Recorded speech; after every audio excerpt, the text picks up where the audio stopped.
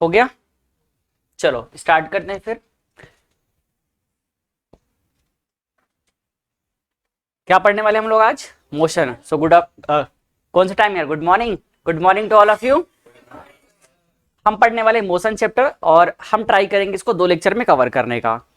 पहले लेक्चर में लगभग हाफ पोर्शन, फिर बाकी को सेकंड में। तो मान के चलो मैं टॉपिक एक भी स्किप नहीं करूंगा, सारे टॉपिक हम पढ़ेंगे, एनसीईआरटी के क्वेश्चन भी सॉल्व करेंगे। बस ये रहेगा कि हम जो चीज़ें काम की नहीं रहेगी या जो चीज़ें आसानी समझ आ जाएगी थोड़ा उसको फास्ट करेंगे।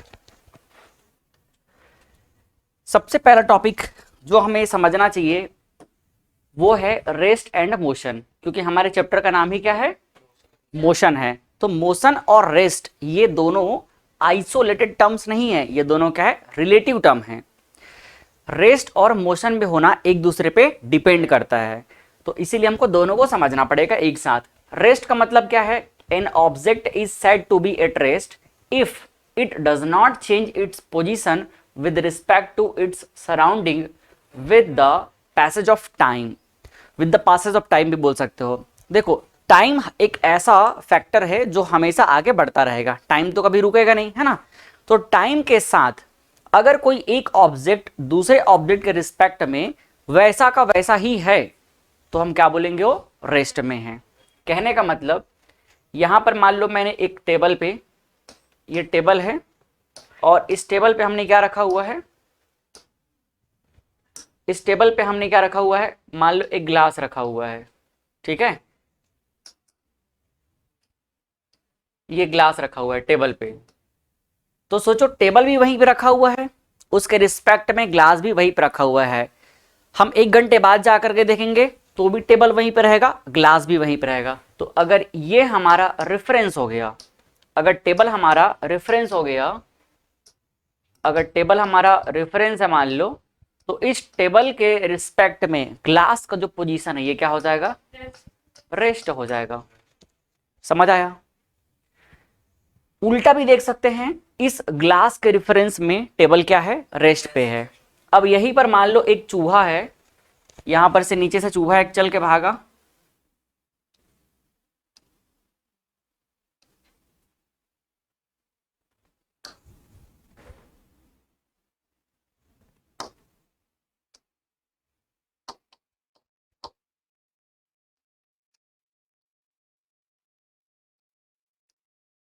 ठीक है। ये एक चूहा है, चूहा जो चल के भागा। तो बताओ ये जो चूहा है इस टेबल और ग्लास के रिस्पेक्ट में क्या है? मोशन पे है, मोशन में है। तो हमेशा रेस्ट और मोशन को हम किसी के रिस्पेक्ट में डिफाइन कर सकते हैं। तो शायद आप लोगों को बात क्लियर हो गया होगा कि कोई चीज रेस्ट में है कब बोलेंगे और कोई चीज मोशन में है कब बोलेंगे, ठीक है। एग्जाम्पल यहाँ पर लिखा हुआ है a book lying on table, glass की जगह पे बुक है, टेबल के ऊपर अगर एक बुक रखा हुआ है तो किस में रहेगा? रेस्ट में। अच्छा थोड़ा फिजिक्स में समझते हैं इस चीज को हम। मान लो इस हम चूहे की अगर बात करते हैं तो पहले चूहा यहां पर था, ये इसका पोजीशन x1 है और ये इसका पोजीशन क्या है? x2 है। तो हमने किसी टाइम पे देखा तो चूहा यहां पर था और थोड़ी देर बाद देखा तो वो यहां पर आ गया, तो पोजीशन चेंज हुआ कि नहीं हुआ? हो गया। अगर पोजीशन चेंज हो गया तो हम बोलेंगे मोशन में है। लेकिन अगर पहली बार देखे यहां पर है, दूसरी बार देखे फिर यहीं पर है, तो वो क्या होगा? रेस्ट में होगा। तो उसको डिफाइन करने का तरीका होता है, रेस्ट में अगर देखा जाए तो चेंज इन पोजीशन को पहले अपन समझ लेते हैं। चेंज इन पोजीशन को लिखने का तरीका होता है final position minus initial position. तो फाइनल पोजीशन मान लो क्या है? x2 है और इनिशियल पोजीशन पहले कहां पे था? x1 पे, ठीक है। तो x2 माइनस x1 हो जाएगा। क्या हो जाएगा? x2 minus x1। x2 minus x1 एक चेंज को बता रहा है। किसको बता रहा है? चेंज को। तो उसको आप चाहो तो ये डेल्टा से भी रिप्रेजेंट कर सकते हो। जो डेल्टा दिख रहा है ना ट्रायंगल टाइप का, ये क्या कहलाता है? डेल्टा कहलाता है। क्या कहलाता है? तो डेल्टा और किसमें चेंज है? डेल्टा का मतलब चेंज, इस डेल्टा का मतलब क्या है? चेंज। किसमें चेंज? एक्स, एक्स क्या है? पोजीशन। एक्स क्या है? पोजीशन। तो change in position, change in position क्या होता है? Final minus initial. x2 क्या है? फाइनल है। x1 क्या है? इनिशियल है। तो ऐसे हम देख सकते हैं। तो अगर कोई रेस्ट में है तो क्या उसके पोजीशन में कोई चेंज होगा? नहीं। तो चेंज क्या रहेगा? 0। कहने का मतलब रेस्ट में है तो x1 भी यही रहेगा और x2 भी क्या रहेगा, यही रहेगा। लेकिन अगर वो मोशन में है तो x2 क्या हो जाएगा, चेंज हो जाएगा। तो हम लोग मोशन को भी डिफाइन कर सकते हैं। An object is said to be in motion if it changes its position with respect to its surrounding with the passage of time.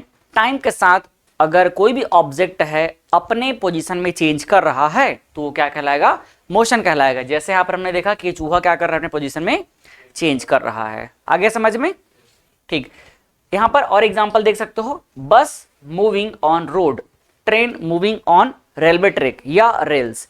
बस जो मूव कर रहा है, रेल जो मूव कर रहा है, ये सब क्या है, पोजीशन चेंज हो जाता है। अगर हम मोशन के लिए चेंज इन पोजीशन देखेंगे तो क्या हो जाएगा, चेंज इन पोजीशन, जब कोई ऑब्जेक्ट मूव करेगा तो कभी भी उसका चेंज इन पोजीशन जीरो नहीं होगा। अगर जीरो होगा तो रेस्ट में कहलाएगा, तो नॉट इक्वल टू जीरो। इस स्लाइड में कोई प्रॉब्लम किसी को नहीं है अथर्व? नेक्स्ट आता है पॉइंट ऑब्जेक्ट। क्या लिखा गया है, पॉइंट ऑब्जेक्ट। ऑब्जेक्ट का मतलब ऑब्जेक्ट, कोई भी चीज। पॉइंट का मतलब क्या है, एक ऐसा ऑब्जेक्ट जो अपने खुद के साइज के कंपैरिजन में बहुत ज्यादा डिस्टेंस ट्रेवल करता है। खुद के साइज के कंपैरिजन में बहुत ज्यादा डिस्टेंस ट्रेवल करता है, ऐसा ऑब्जेक्ट क्या कहलाता है, पॉइंट ऑब्जेक्ट कहलाता है। जैसे मान लो एक बस है, एक बस बस का जो जितना भी साइज रहेगा, अगर वो क्या कर रहा है, मान लो यहाँ बिलासपुर से रायपुर चला गया तो कितना डिस्टेंस ट्रेवल कर लिया अपने साइज के कंपैरिजन में, बहुत ज्यादा। तो वो इस कंडीशन में क्या कहलाएगा, पॉइंट ऑब्जेक्ट, है ना। तो कोई भी ऑब्जेक्ट जो बहुत ज्यादा डिस्टेंस ट्रेवल करता है अपने साइज के कंपैरिजन में, वो उस साइज के कंपैरिजन में नेग्लिजिबल हो जाता, वो उस डिस्टेंस के कंपैरिजन में नेग्लिजिबल साइज वाला हो जाता है, बहुत छोटा साइज वाला हो जाता है, तो वो क्या कहलाता है, पॉइंट ऑब्जेक्ट कहलाता है। If the position of an object changes by distance, क्या बोल रहा है, if the position of an object changes by distances much great,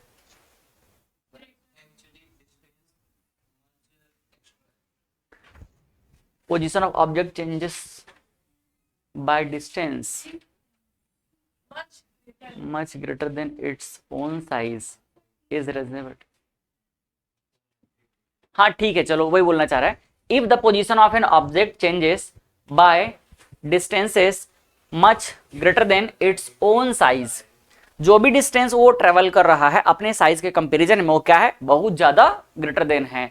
in a reasonable duration, कोई भी एक टाइम फ्रेम में हम देखेंगे, 1 घंटे के अंदर, आधा घंटे के अंदर, 2 घंटे के अंदर, तो एक रीजनेबल टाइम फ्रेम के अंदर में अगर वो अपने साइज के कंपैरिजन में बहुत ज्यादा डिस्टेंस ट्रेवल कर रहा है, then object may be regarded as a point object. जैसे एग्जांपल देख सकते हो, earth can be regarded as a point object for studying its motion around the sun. जब हम आगे चल के और इसके बारे में स्टडी करते हैं तो हम लोग पॉइंट ऑब्जेक्ट लेकर के ही स्टडी करते हैं।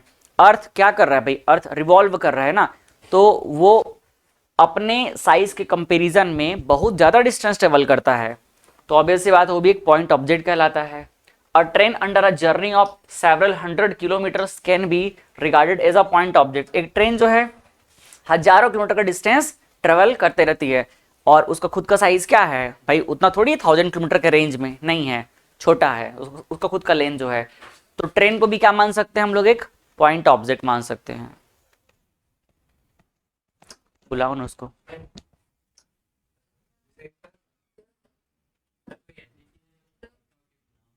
क्या कोई point object reasonable time frame में किसी को टैग नहीं लगा सकते आप। जैसे कि आप ही मान लो, आप अगर यहां से यहां तक क्या है तो आपका जो इस समय पे जो मोशन है वो पॉइंट ऑब्जेक्ट नहीं कहलाओगे आप, ठीक है। लेकिन अगर आप यहां से पैदल पैदल कहां चले गए, आप बिलासपुर चले गए, तो आप क्या कहला जाओगे, पॉइंट ऑब्जेक्ट कहला जाओगे। वो एक टाइम फ्रेम में डिसाइड होता है। नेक्स्ट, अब हम इसको डायमेंशन में रिलेट करते हैं मोशन को। डायमेंशन 1D 2D 3D क्या होता है। 1D मतलब एक ही डायरेक्शन में, जब कोई एक डायरेक्शन में ट्रेवल करता है मतलब सिर्फ उसका क्या होता है, लेंथ होता है, एक ही डायरेक्शन में लेंथ होता है ना। हाँ रुको पढ़ेंगे, ठीक कर लेंगे। मान लो ये एक डायरेक्शन है, अगर कोई ऑब्जेक्ट जो है बस एक ही डायरेक्शन में मूव कर रहा है, अगर कोई ऑब्जेक्ट बस एक ही डायरेक्शन में मूव कर रहा है तो ये क्या हो जाएगा, 1D हो जाएगा, वन डायमेंशनल मोशन हो जाएगा। अगर कोई ऑब्जेक्ट जो है ये 2 डायमेंशन को कवर कर रहा है तो क्या हो जाएगा, 2D हो जाएगा, 2 डायमेंशनल मोशन हो जाएगा। और अगर वो तीनों को कवर कर रहा है तो क्या हो जाएगा, 3D। हम इन डायमेंशंस को ऐसे रिप्रेजेंट करते हैं, ये x डायरेक्शन हो गया, y डायरेक्शन हो गया और ये z डायरेक्शन हो गया। ऐसा समझते हैं इसको, जैसे कि मान लो कोई चीज ऐसा फ्लैट चल रहा है एक ही डायरेक्शन में, ये देखो रोड पे अगर कोई कार है ऐसे चल रहा है बस सीधा सीधा ऐसे, तो क्या हो गया, 1D हो गया। ठीक है, 1D हो जाएगा ना ये। और अच्छा समझाता हूँ, रुको। जैसे कि हम एक इस वॉल को देखते हैं, इस वॉल में डायमेंशन कैसे समझेंगे, अगर मैं यहां से ये वाला लाइन देखूं तो ये क्या हो जाएगा, एक लेंथ हो गया। ठीक है, और इसमें अगर मैं हाइट भी ले लूं, तो क्या हो जाएगा, 2 डायमेंशन हो गया। और तीसरा क्या रहेगा, तीसरा अगर ये वाले को भी मैं कवर कर दूं तो क्या हो जाएगा, 3D हो जाएगा। तो एक कॉर्नर पे जो आपको डायरेक्शन देखना है तो उस कॉर्नर से देखो 3 लाइन गया, एक इधर और एक इधर, तो तीनों मिला लो क्या हो जाएगा, 3D हो जाएगा। अगर सिर्फ ऐसे कोई ट्रेवल कर रहा है, अगर कोई भी ऑब्जेक्ट सिर्फ ऐसे ट्रेवल करे बस इतना ही, उसका कुछ भी हाइट ना आए तो क्या कहलाएगा, 1D। अगर मान लो ये दोनों डायरेक्शन को कवर करते हुए ट्रेवल कर रहा है तो 2D हो जाएगा। और साथ में इसको Z को हम ऐसे रखते हैं, तो अगर वो इन दोनों को कवर करते हुए इसको भी साथ में कवर कर रहा है Z को भी, तो क्या हो जाएगा, 3D। चलो अब एग्जांपल से समझते हैं इन सब चीजों को। पहले आप 1D 2D 3D है तो समझ गए ना, एक डायरेक्शन मतलब 1D, 2 डायरेक्शन मतलब 2D, 3 डायरेक्शन मतलब 3D। तो 1 डायमेंशनल मोशन को हम और क्या बोलते हैं, ये लीनियर है, टीनियर लिखा गया है, लीनियर मोशन, या इसको और क्या बोलते हैं, रेक्टिलिनियर मोशन कहते हैं। ये सब क्या है, एक ही नाम है, चाहे आप क्या बोलो, 1D मोशन बोलो या फिर लीनियर बोलो, लीनियर मतलब एक लाइन में, या रेक्टिलिनियर मोशन बोलो, सबका मतलब क्या है, सेम है। तो क्या हो जाएगा, जो मैंने समझाया वही बात इसमें लिखा हुआ है, नहीं पढ़ूंगा तो भी चल जाएगा। The motion of an object is said to be 1 dimensional if only one of the 3 coordinates, 3 coordinate होता है, एक्स वाई जेड, कितने कोऑर्डिनेट है, 3 कोऑर्डिनेट, तो तीनों कोऑर्डिनेट में कोई एक कोऑर्डिनेट पे अगर क्या हो रहा है, उसका मोशन हो रहा है, या आप बोल सकते हो पोजीशन चेंज हो रहा है। 3 coordinates specifying the position of the object changes with time. अगर ऑब्जेक्ट के पोजीशन में चेंज सिर्फ एक ही डायरेक्शन में हो रहा है या एक ही डायरेक्शन में मोशन हो रहा है तो क्या बोला जाएगा, उसको 1D मोशन या 1 डायमेंशनल मोशन बोला जाएगा। अब डेफिनेशन में बस इतना ही चेंज रहेगा, 1 की जगह 2 हो जाएगा तो 2 डायमेंशनल मोशन कहलाएगा, और अगर तीनों में रहेगा तो क्या हो जाएगा, 3 डायमेंशनल मोशन कहलाएगा। एग्जाम्पल समझना इंपॉर्टेंट है। देखो पहला एग्जाम्पल इसका, motion of a train along a straight track. Train जब मूव करता है तो एकदम एक स्ट्रेट ट्रैक में मूव करता है, बिल्कुल एक स्ट्रेट ट्रैक में, तो ये क्या कहलाएगा, 1D मोशन कहलाएगा। लेकिन अगर हम एक कार का मोशन ले लेते हैं, एक कार मान लो मूव कर रहा है, तो कार का जो है ऐसे ऐसे जिगजैग अगर मूव कर रहा है कार जो है, तो वो क्या कहलाएगा, 2D। एक कुछ भी, एक बर्ड है, एक बर्ड जो है स्काई में अगर फ्लाई कर रही है तो उसका क्या हो जाएगा, 3D, क्योंकि बर्ड तो क्या है, मतलब ऐसे देखो कि ऐसे भी आगे बढ़ रही होगी, है ना, ऐसे भी जा रही होगी और ऐसे ऐसे भी कर रही होगी, तीनों डायरेक्शन में। उसका इस डायरेक्शन में भी मोशन हो रहा होगा, ऊपर नीचे भी हो रहा होगा, इधर भी हो रहा होगा। समझ आ रहा है। आप एक छोटा बॉक्स समझ लो, या आप एक रूम को ले लो, इस रूम के अंदर यहाँ पर एक हम क्या ले लेते हैं, एक बर्ड, अब वो पूरा सब ऐसे ऐसे करके सब तरफ मूव कर रही है, तो उसका मोशन कैसा हो जाएगा, 3D। एक स्ट्रेट लाइन पे चले 1D, अगर वो ऐसे ऐसे कवर करे 2D, और अगर ऊपर भी उड़े सब तरफ चले तो क्या हो जाएगा, 3D। ये वाला पहला एग्जांपल। दूसरा देखो, motion of a freely falling body. जैसे कि अगर कोई चीज है, अगर एकदम फ्री गिर रहा है ऐसे करके, फ्रीली जो है नीचे, अगर ये नीचे गिर रहा है, वो यार पकड़ के दिखाऊंगा, ठीक है। चलो ये देखो, अगर ये फ्रीली गिरे तो देखना एक ही डायरेक्शन में मोशन होगा। ये क्या ऐसे ऐसे हिला क्या, नहीं। अगर कोई चीज फ्रीली छोड़ दिया जाएगा, एक बॉल को अपन गिरा सकते हैं, है ना, ये देखो, अगर ये बॉल जो है नीचे गिर रहा है तो ये क्या हो जाएगा, एकदम एक स्ट्रेट लाइन में देखो गिर रहा है, तो ये कैसा मोशन है, 1D मोशन है। तो फ्रीली फॉलिंग ना, मतलब आप अपने से ऐसे ऐसे नहीं गिराओगे, उसको एक बार छोड़ दो, बस ड्रॉप कर दो, तो ये क्या हो जाएगा, 1D मोशन कहलाएगा। आया समझ में, ये भी इसका एग्जाम्पल है। मेन बात क्या आप ये समझ पाए कि डायरेक्शन सिर्फ एक ही होना चाहिए, जिसका भी मोशन रहे वो सब क्या कहलाएगा, 1D कहलाएगा। चलो अब यहां पर हम फिर से चेंजेस देखते हैं। अगर चेंजेस को देखा जाए तो क्या हो जाएगा, delta x is equal to x2 minus x1। इसमें समझते हैं, आ जाओ। मान लो हम x की बात करते हैं x डायरेक्शन में, तो पहले कोई ऑब्जेक्ट जो है यहाँ पे रहा होगा x1 पोजीशन पे, और थोड़ी देर बाद वो कहाँ चला गया, x2 चला गया। देखो वो बिल्कुल भी उसका हाइट कुछ भी चेंज नहीं हुआ है, वो जैसा था सिर्फ और सिर्फ इधर मूव किया है। ये देखो सिर्फ इधर मूव किया है, ना तो वो ऊपर नीचे किया है इधर पे इस डायरेक्शन में, और ना ही इधर पे किया है, सिर्फ आगे बढ़ा है। ऐसा समझो। ये देखो ये है हमारा 3D कोऑर्डिनेट, ठीक। इसको मान लेते हैं x डायरेक्शन, ये क्या डायरेक्शन हो गया, y डायरेक्शन, और ये क्या हो गया, z डायरेक्शन। या ऐसा मान लो ये x हो गया, ऊपर वाले को y मान लेते हैं, इसको क्या मान लेते हैं, z। अब सोचो कि एक छोटा सा मैं कुछ भी ले लेता हूं, ये इसको ले लेता हूं। अगर मैं इसको आगे खिसकाता हूं ऐसे करके, ऐसे ऐसे खिसका रहा हूं ना, तो इसका डायरेक्शन, इसका जो मोशन है क्या हो जाएगा, 1D मोशन। अब देखना यहीं पर से मैं ऐसा करता हूं, इसको ऐसे करके लेके चलता हूं, ऐसे ऐसे ऐसे ऐसे, तो ये क्या हो जाएगा, 2D। लेकिन देखो अभी मैं जो कर रहा हूं इस डायरेक्शन में चेंज हुआ, इस डायरेक्शन में चेंज हुआ, ऊपर नीचे गया क्या, नहीं। अब मैं इसको ऊपर नीचे करके ऐसे ऐसे कर रहा हूं, तो सब डायरेक्शन में चेंज हो गया, तो क्या हो जाएगा, 3D मोशन हो जाएगा। तो यहां पर जब सिर्फ एक ही डायरेक्शन में चेंज हो रहा है पोजीशन, तो हम चेंज इन पोजीशन में क्या एक ही डायरेक्शन को कवर करेंगे, एक ही को कवर करेंगे। तो x2 माइनस x1, या आप चाहो तो पोजीशन के पॉइंट ऑफ व्यू से P1 और P2 भी बोल सकते हो, तो P2 माइनस P1। आया समझ में। दूसरा हम देखते हैं 2 डायमेंशनल मोशन। 2 डायमेंशनल कितने डायमेंशन को कवर करेगा, ये 2 डायमेंशन को कवर करेगा।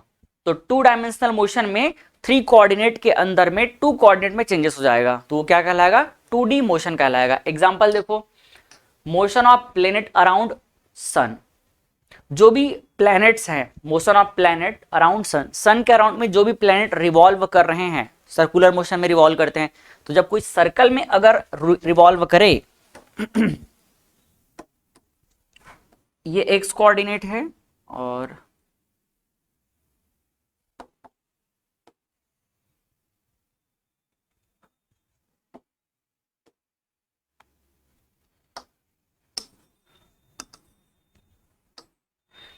मान लो एक कोई भी एक पोजीशन ले लेते हैं, पहले यहां पे रहा होगा, ठीक है। अब वो यहां से कहां चला गया, यहां चला गया। तो आप देखो x और y दोनों में कैसे चेंजेस हो रहा है। x में पहले पोजीशन यहां पर था, और y में पोजीशन यहां पे था। इसका पोजीशन क्या मान लिए, x1, और इसको क्या मान लिए, y1। अब जब वो यहां से यहां चला गया, तो देखो उसका दोनों डायरेक्शन में कैसे चेंजेस आ रहा है।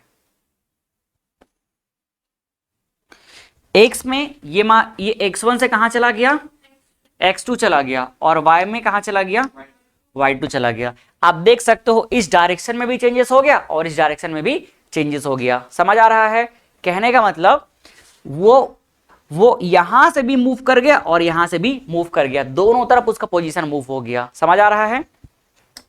तो यहां पर इसको हम बोल सकते हैं x में x1 और y में y1, और यहां पर का पोजीशन क्या है, x में x2 और y में क्या है, y2। इसको आप चाहो तो इसको पोजीशन नंबर 1 बोल सकते हो, इसको पोजीशन नंबर 2 बोल सकते हो, दोनों कोऑर्डिनेट पे चेंजेस हो गया। समझ आया। तो यहां चेंजेस क्या हो जाएगा, चेंज क्या हो जाएगा, delta x is equal to P2 minus P1। और इसके चेंज को आपको निकालना रहेगा, तो उसके लिए आपको स्ट्रेट लाइन वाला फॉर्मूला लगाना पड़ेगा। अभी फिलहाल मत जानो, है ना, ये जानने का जरूरत ही नहीं है अपने को, वो हम लोग क्लास 10th में समझते हैं कि स्ट्रेट लाइन के बारे में, और इसका अगेन फिजिक्स में यूज होता है क्लास 11th में, तब तक हम लोग बहुत कुछ जान जा रहते हैं। तो फिलहाल बस इतना ही समझो कि इस जगह से इस जगह में अगर चेंजेस हो रहा है, तो देखो दोनों डायरेक्शन में चेंजेस दिख रहा है। यहां पर एक्स एक्सिस में भी चेंज हुआ और वाई एक्सिस में भी चेंज हुआ। समझ आ रहा है। Motion of planet around sun ये इसका एग्जाम्पल है। और दूसरा एग्जाम्पल और जो आप अच्छे से समझ सकते हो, एक कार है जो कि जिग जैग पाथ पे ट्रेवल कर रहा है। जिग जैग पाथ कहने का मतलब ऐसे, यहां से मान लो कार चला, अब वो ऐसे ऐसे ऐसे से मूव कर रहा है, तो आप देखो उसका इस डायरेक्शन में भी अगर वो यहां से यहां तक के पहुंच रहा है, यहां से यहां तक के, तो आप देख सकते हो कि एक्स एक्सिस में भी आगे बढ़ा और वाई एक्सिस में भी आगे बढ़ा, दोनों बढ़ रहा है। भाई ऐसे हवा में तो नहीं उड़ रहा है, ऊपर नीचे हो रहा है क्या? नहीं, वो सिर्फ क्या कर रहा है, एक्स और वाई दोनों में। जेड एक्सिस मतलब ऊपर हवा में समझ लो, 3 एक्सिस जो रहेगा उसमें एक्स और वाई ये वाला हो गया, और जेड क्या है, ऊपर वाला हो गया। तो ये दोनों डायरेक्शन में कवर कर रहा है डिस्टेंस को। तो कार का ऐसे जिग जैग चलना, कार का ट्रेवल करना, वो किसका एग्जाम्पल है? 2D मोशन का एग्जाम्पल है। ठीक है, हमारा भी मूव करना, जैसे मैं यहाँ पर अगर एकदम स्ट्रेट चल रहा हूं तो ये क्या हो जाएगा? 1D motion. लेकिन अगर मैं ऐसे चल रहा हूं, थोड़ा इधर आया, फिर यहाँ के बाद ऐसे चला गया, तो अब देखो ये क्या क्या मोशन हो गया? 2D मोशन हो गया। समझ आ रहा है? अगर हम 2 डायरेक्शन को कवर कर रहे हैं तो क्या हो जाएगा? 2D। 2 डायरेक्शन का मतलब समझते हो? और देखो और समझाता हूं 2D का मतलब। जैसे कॉपी ए बुक है, इस बुक में ये वाला एक डायरेक्शन, ये वाला एक डायरेक्शन, तो ये 2D है। ये क्या है? 2D है। लेकिन अगर मैं इसके हाइट को भी कंसीडर कर लूं तो ये क्या हो जाएगा? 3D। 2D का सबसे बेस्ट एग्जांपल होता है एक सिंगल पेज। सबसे बेस्ट एग्जांपल क्या होता है? एक सिंगल पेज। सिंगल पेज का कुछ थिकनेस रहता है क्या? नहीं रहता है। तो ये हो जाएगा एक डायरेक्शन, ये हो जाएगा एक डायरेक्शन। ठीक, ये सबसे बेस्ट एग्जांपल है। 1D का बेस्ट एग्जांपल ये है, सिर्फ एक डायरेक्शन है। देखो सिर्फ एक डायरेक्शन दिख रहा है, एक लेंथ है बस। लेकिन इसका ऐसे बहुत सारे, मैंने समझ लो कि छोटे छोटे कागज को, रुको कागज में आपको बताता हूं। अगर मैं इसको इतना मोड़ दूं,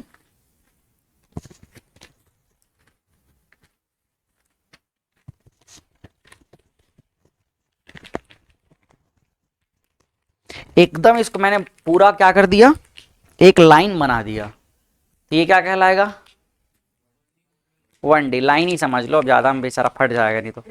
ये 1D है ये। ठीक है, सिर्फ एक लेंथ बन गया। और ऐसे बहुत सारे लेंथ को हमने ज्वाइन कर दिया तो देखो ये ऐसा बन गया। ठीक है, बहुत सारे लेंथ को मिला दिया तो क्या हो गया? उसका विड्थ आ गया। तो ये क्या कहलाएगा? 2D कहलाएगा। अब ऐसे बहुत सारे पेजेस को मैं क्या कर दूंगा? मिला दूंगा, तो ये पूरा पूरा क्या बन जाएगा? ऐसे ये मोटा सा बुक बन जाएगा। तो ये क्या है? 3D है ये। इसका देखो लेंथ भी है, ये विड्थ भी है और हाइट भी है। तो अगर कोई भी चीज बस ऐसे एक लाइन में चल रहा है, अगर बस एक लाइन में चल रहा है, देखो पहले ये जैसे था बस एक लाइन में चल रहा है, तो क्या कहलाएगा? ये 1D। अगर ये पूरे एरिया को कवर कर रहा है ऐसे ऐसे करके, तो क्या कहलाएगा? 2D। और अगर इसका पूरा क्या रहेगा? ऐसे करके हवा में उड़ के ऐसे ऐसे कर रहा है, तो क्या हो जाएगा? 3D। चलो अब पूरा समझ गए। अब ज्यादा में आप लोग बोर हो जाओगे। बस हो गया सर, कितना समझाओगे, है ना? 3D में डेफिनेशन तो सेम चीज सेम है ना, तीनों डायरेक्शन को कवर करेगा। कैसे कवर करेगा?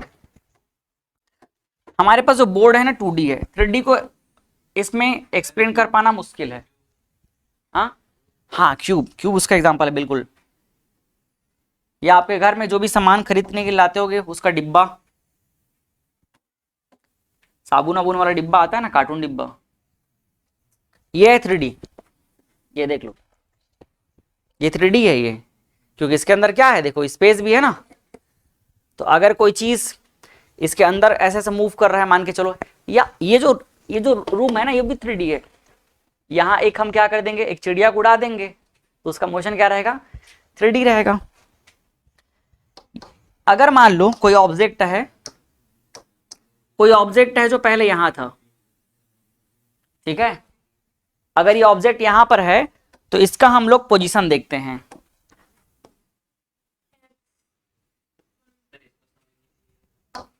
हाँ, एक्स एक्सिस, वाई एक्सिस और ये जेड।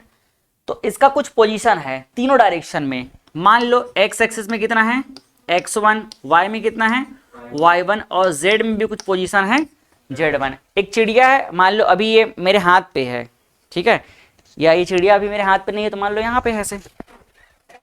ये बॉल ले लेते हैं, ये बॉल है, ये बॉल अभी इस हाथ में है, तो इसका कुछ ना कुछ तो पोजीशन होगा ना सारे एक्सिस से।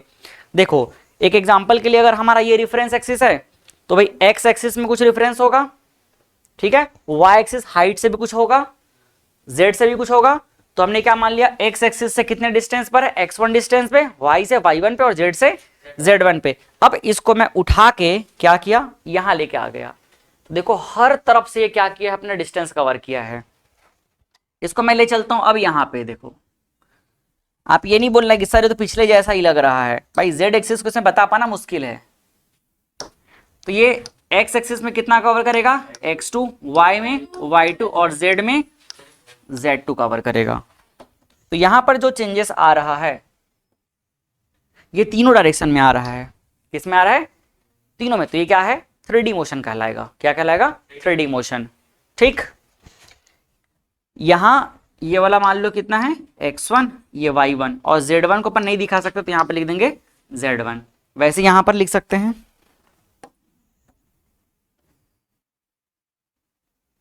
इस पे मैं इतना टाइम इसलिए दे रहा हूं क्योंकि ये चीज वापस आपको फिर से मिलता है जब आप 11th की फिजिक्स पढ़ते हो,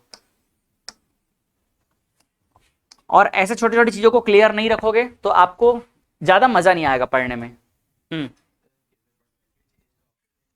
क्या प्रोस्पेक्टिव से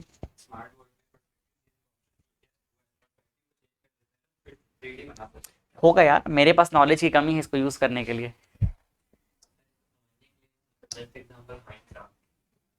माइनक्राफ्ट मतलब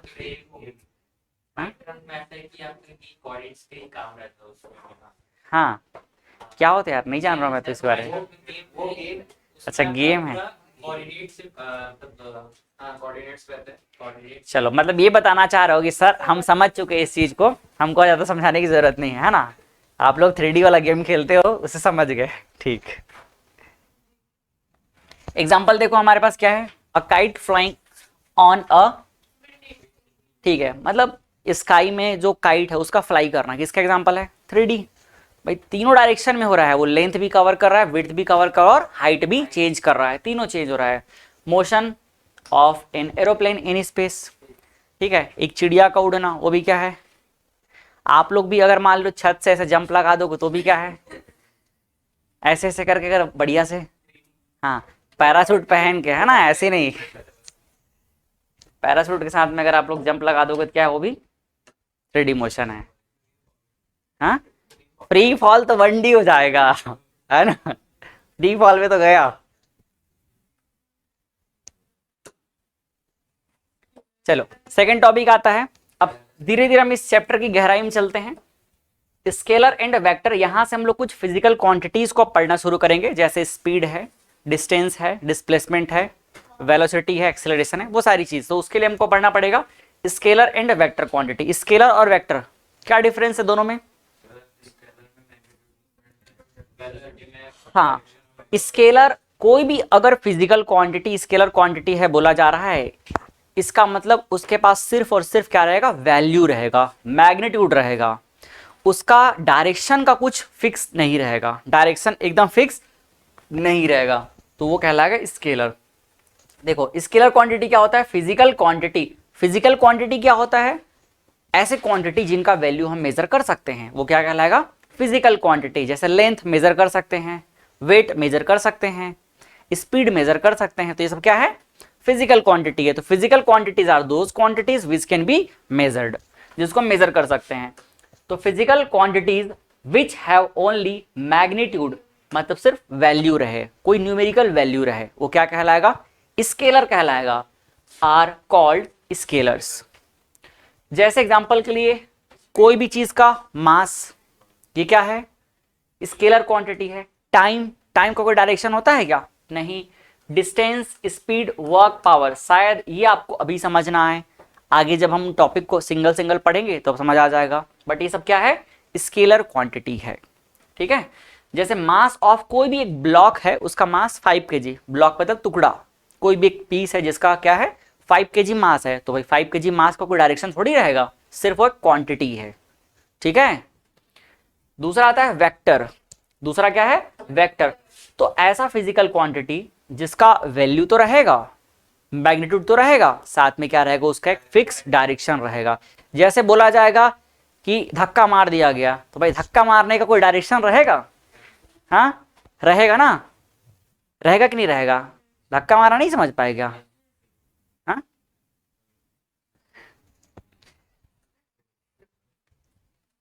मान लो हमने बोला कि भाई इस पेन को, इस मार्कर को हमने क्या कर दिया, इसको धक्का मार दिया, तो कोई डायरेक्शन में धक्का मारेंगे ना, कहीं इसको अपन पुल कर रहे हैं, पुश कर रहे हैं, तो कोई डायरेक्शन में करेंगे ना।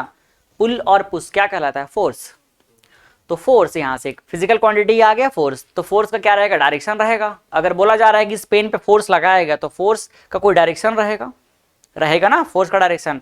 ऐसी थोड़ी कि मतलब फोर्स अपने आप लग जाएगा, उसका कुछ ना कुछ डायरेक्शन रहेगा।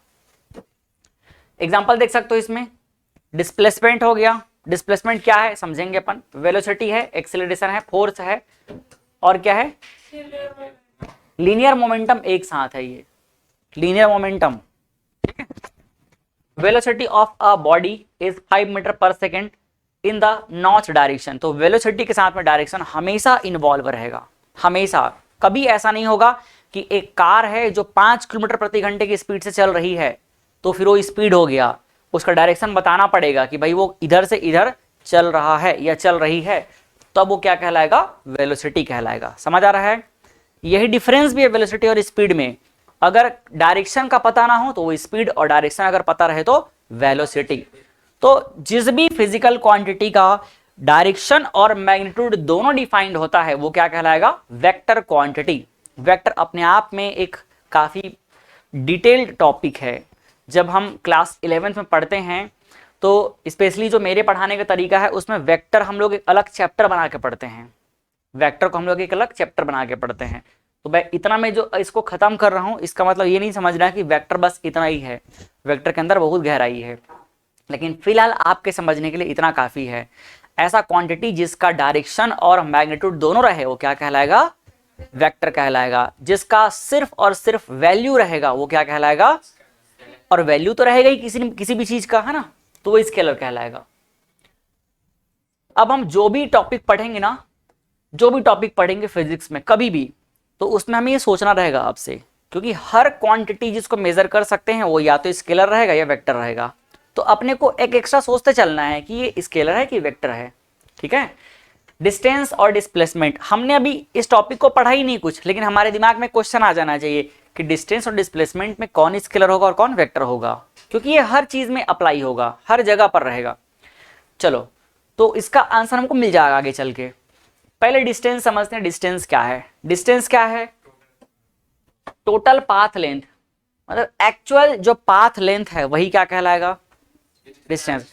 कोई भी ऑब्जेक्ट जब ट्रेवल कर रहा है तो वो अपने रास्ते में जितना लेंथ कवर करेगा, एक्चुअल में जितना लेंथ वो चल पा रहा है वही लेंथ एक्चुअल में क्या कहलाता है? डिस्टेंस। बस actual length covered, actual path length covered, ये क्या कहलाएगा? डिस्टेंस। बस इस बात को ध्यान में रखना। बाकी डेफिनेशन तो आप लोग पढ़ के खुद समझ सकते हो। Distance travelled in the total path length covered by distance travelled is the total path length covered by an object. कोई भी ऑब्जेक्ट टोटल कितना पाथ लेंथ कवर कर रहा है, रास्ते में कितना लेंथ कवर कर रहा है, वही क्या कहलाएगा? डिस्टेंस कहलाएगा। डिस्प्लेसमेंट क्या है? डिस्प्लेसमेंट होता है एक फिक्स डायरेक्शन में कितना लेंथ कवर कर रहा है, एक फिक्स डायरेक्शन में। और फिक्स डायरेक्शन क्या होता है? वो फिक्स डायरेक्शन क्या होता है? The displacement of an object is defined as a change in position of an object in a fix direction. ये फिक्स डायरेक्शन क्या है? फिक्स डायरेक्शन होता है इनिशियल टू फाइनल। क्या होता है? Initial to final. इनिशियल से लेके फाइनल तक के डायरेक्शन में कितना डिस्टेंस कवर कर रहा है या कितना पोजीशन चेंज कर रहा है वो क्या कहलाएगा? डिस्प्लेसमेंट कहलाएगा। ठीक है। चलो एग्जांपल समझते हैं हम।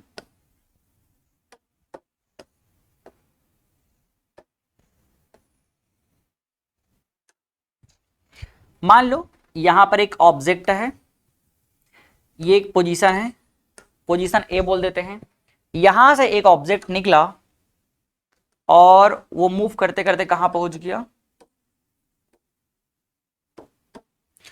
पहले वो चला इधर और ये पहुंच गया कहां? पोजीशन बी में।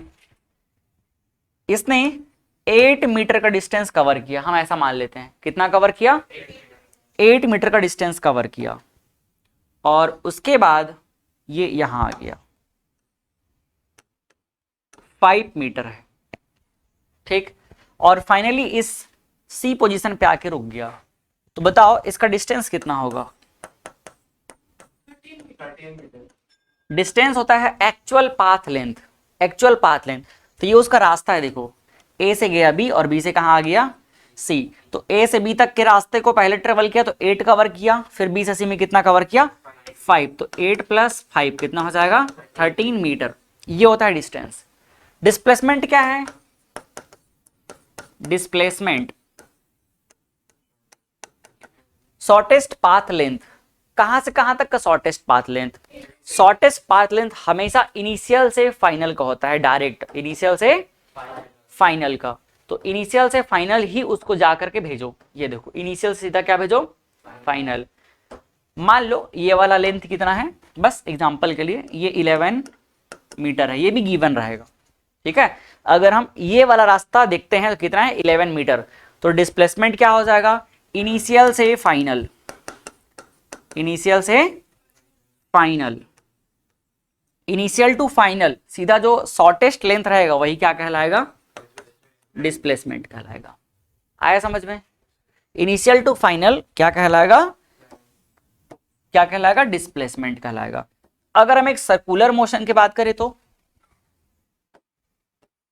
ये एक सर्कल है, मान लो सर्कुलर मोशन है। यहां से एक ऑब्जेक्ट चलना शुरू करता है ए पॉइंट से, ये पूरा एक सर्कल लगाता है और वापस कहां पर आ जाता है? यहीं पे आ जाता है। इसका रेडियस कितना है? इसका रेडियस हम मान लेते हैं 7 मीटर। कितना मान लिए? 7 मीटर मान लिए। तो बताओ इसका डिस्टेंस कितना कवर होगा? Distance covered in distance and displacement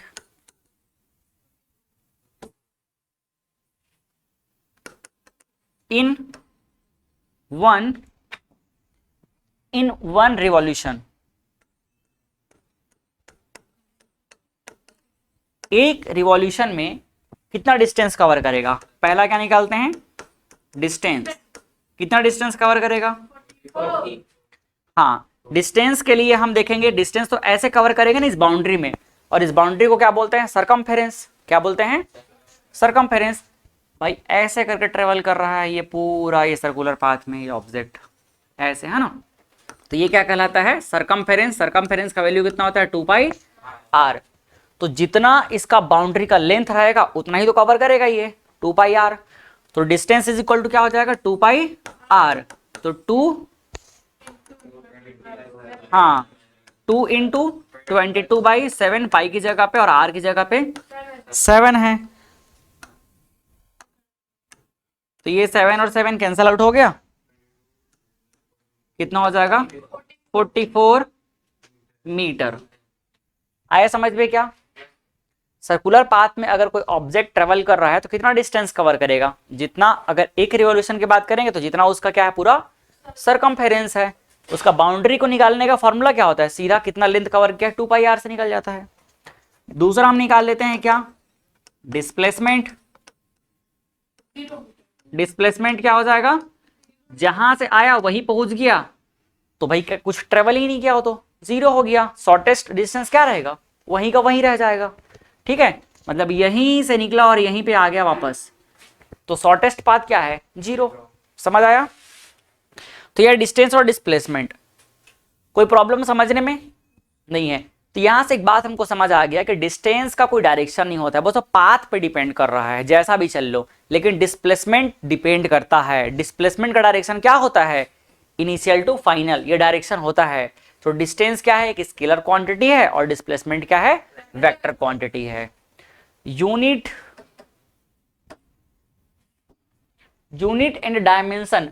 dimension तो अभी आप लोग मत जानो, डायमेंशन को हटा दो। Unit of distance and displacement. तो यूनिट क्या होता है? दोनों का जो लेंथ का यूनिट रहेगा वही होगा लेंथ। लेंथ का क्या होता है? मीटर।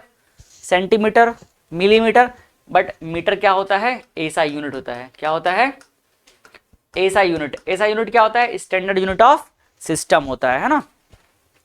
नोट करके ये 2 पॉइंट मैंने लिखाया हुआ इसमें देख लो। पहला पॉइंट क्या बोल रहा है, the direction of displacement is from initial to final. Initial point से फाइनल पॉइंट डायरेक्शन होगा। कहाँ डायरेक्शन रहेगा, इनिशियल से फाइनल, मतलब जहां से चलना शुरू किया और जहां तक के रुका उसका डायरेक्शन, जहां से निकला और जहां पहुंचा उसके ही डायरेक्शन को हम क्या बोलेंगे, डिस्प्लेसमेंट का डायरेक्शन कहेंगे। सेकेंड पॉइंट क्या है, distance and displacement become equal when object moving in straight line without changing direction. एक क्वेश्चन आता है कि डिस्टेंस और डिस्प्लेसमेंट कभी क्या इक्वल हो सकते हैं, हो सकते हैं, कब हो सकते हैं, यस जब डायरेक्शन क्या रहे, चेंज ही ना हो।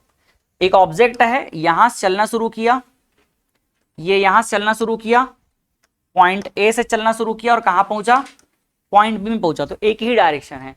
तो यहां डिस्टेंस मान लो कितना मीटर है, ये 7 मीटर है। ये कितना मीटर है, ये 7 मीटर। तो यहां पर क्या कोई डायरेक्शन चेंज हो रहा है, नहीं। तो यहां पर डिस्टेंस इक्वल टू क्या रह जाएगा, डिस्टेंस इक्वल टू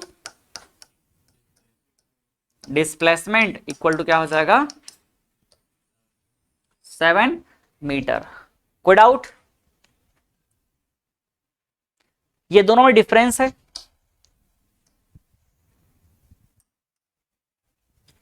पहला पॉइंट, डिस्टेंस क्या बोल रहा है, एक्चुअल पाथ लेंथ है, वही डेफिनेशन लिखा हुआ है। डिस्प्लेसमेंट क्या है, शॉर्टेस्ट डिस्टेंस है इनिशियल और फाइनल के बीच का। ये एक स्केलर क्वांटिटी है और ये क्या है, वेक्टर क्वांटिटी है। Distance is always greater than और इक्वल, वो हमने देख लिया। डिस्प्लेसमेंट वो जीरो भी हो सकता है, डिस्प्लेसमेंट पॉजिटिव और निगेटिव भी हो सकता है, लेकिन डिस्टेंस हमेशा क्या रहता है, पॉजिटिव रहता है। तो यहां पर लिखा गया क्या, distance is always greater than और equal to magnitude of displacement. ये एक साथ है पूरा ना। लेकिन अगर हम बात करें इसका, तो मैग्नीट्यूड ऑफ डिस्प्लेसमेंट इज, हो सकता है कि डिस्टेंस से छोटा हो जाए या उसके इक्वल रहे। ठीक है, डिस्प्लेसमेंट यहां पर देखे ना एग्जांपल में, देखो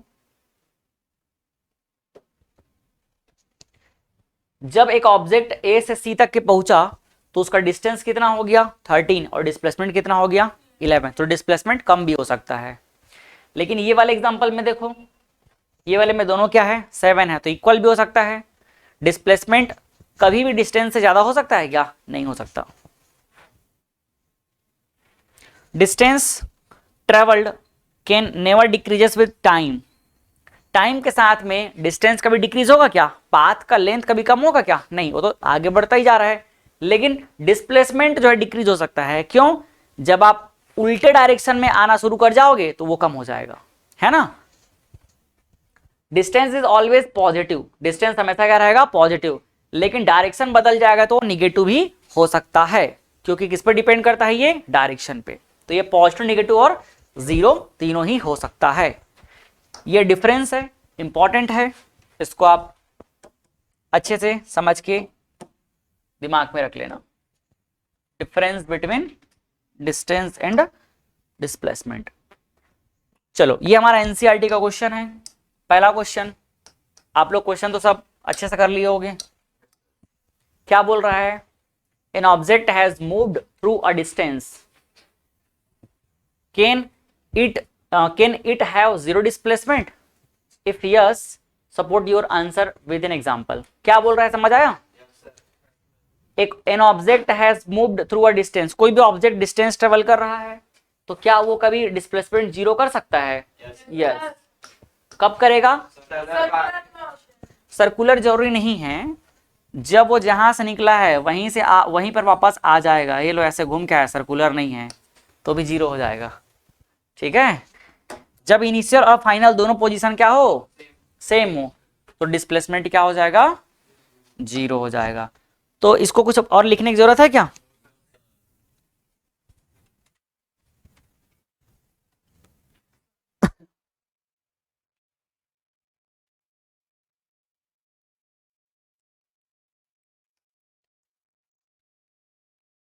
यहां पर एग्जाम्पल मैं कुछ भी अपने मन से बना देता हूं, ऐसे कर देते हैं।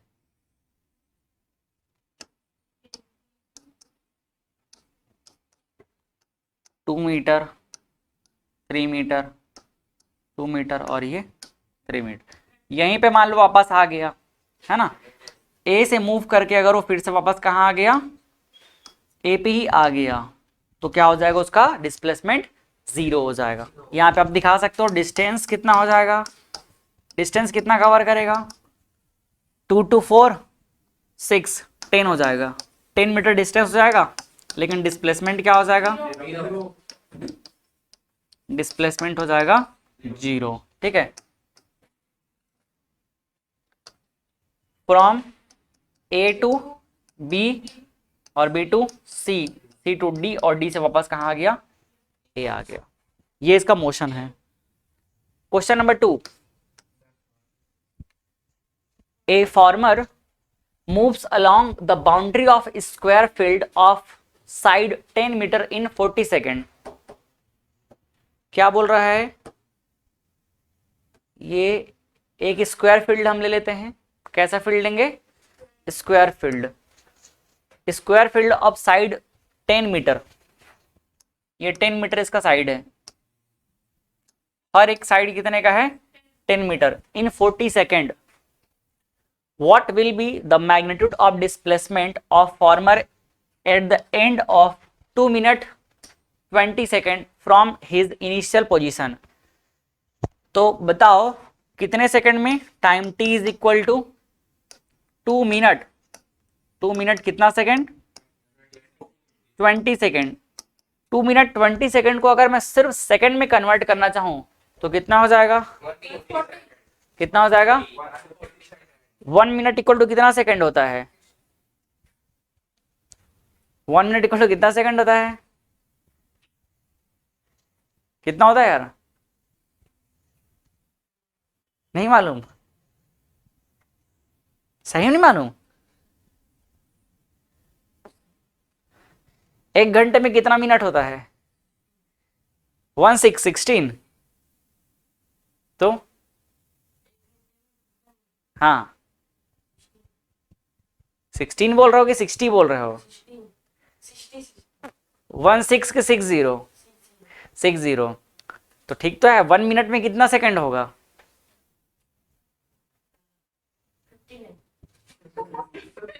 60 होगा, 60 सेकंड। ठीक है, 1 मिनट में कितने सेकंड होंगे, 60 सेकंड होंगे। ठीक है, तो 2 मिनट में कितना हो जाएगा, 120, तो 120 सेकंड प्लस 20 सेकंड कितना हो जाएगा, 140 सेकंड। तो ये पूछ रहा है, मान लो वो फॉर्मर जो है यहां से चलना शुरू किया, है ना, पॉइंट ए ले लेते हैं इसको, ए बी सी और ये डी, तो यहां से अगर ये चलना शुरू करेगा तो बताओ 140 सेकंड में कहां पर पहुंचेगा, कहां पर पहुंचेगा पूछा ना, फ्रॉम हिज इनिशियल पोजीशन। हाँ अच्छा, कितना डिस्प्लेसमेंट वो कर लिया रहेगा, मैग्नीट्यूड में कितना डिस्प्लेसमेंट हो जाए रहेगा, ये पूछ रहा है।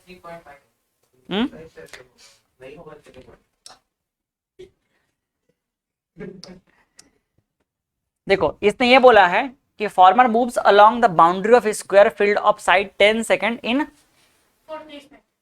हाँ इसका जो बाउंड्री है ना उसको 10 metre in 40 second, square field. ठीक है, एक स्क्वायर फील्ड का एक पूरा चक्कर लगाने में उसको कितना टाइम लगता है, 40 second.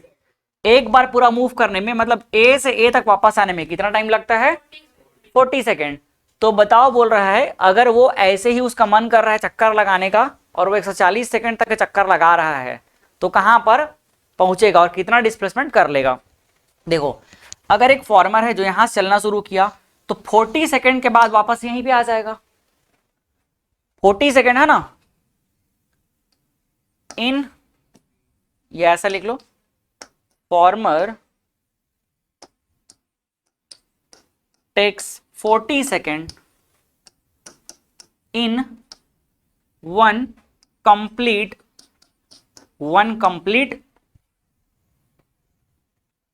Move of square square का एक पूरा चक्कर लगाने में कितना टाइम लगा रहे हो? 40 सेकेंड। और जब एक चक्कर लगा ले रहा है तो डिस्प्लेसमेंट कितना मिल रहा है उसको? 0।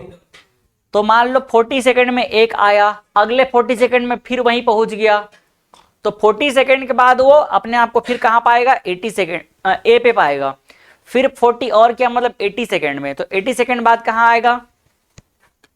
देखो 40 सेकेंड बाद कहां अपने आप को पाएगा? ए पे पाएगा। 0 सेकेंड पे कहां था वो? ए पे था। फिर आगे 40 सेकेंड और ट्रेवल किया, मतलब 80 सेकेंड बीत गया, तो 80 सेकेंड बाद फिर कहां पाएगा अपने आप को? ए पे ही पाएगा। फिर 120 सेकेंड में एक और चक्कर लगा लेगा, कहां पर पाएगा? क्या हुआ भाई? कौन लड़ रहे हैं?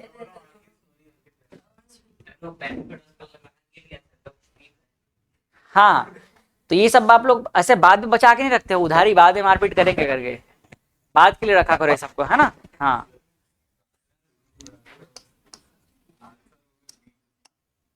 वन 120 सेकेंड तक में कहां पर रहेगा? ए पर। अब एक चीज समझो, इसका इसके बाउंड्री में कितने साइड है? 4 साइड है। तो अगर 40 सेकेंड में वो सभी बाउंड्री को कवर कर ले रहा है, मतलब 4 साइड कवर कर रहा है, तो एक साइड कवर करने में कितना टाइम लगाएगा? हाँ, इसको भी लिख सकते हैं अभी।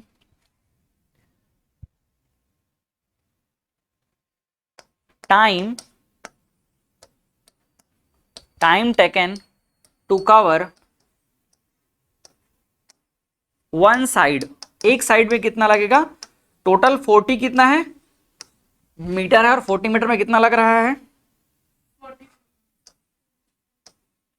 40 सेकेंड, है ना? बट अपने को क्या चाहिए? एक साइड को कवर करना है, तो एक साइड टोटल 40 सेकेंड लग रहा है। एक में कितना लग रहा है? 40 सेकेंड।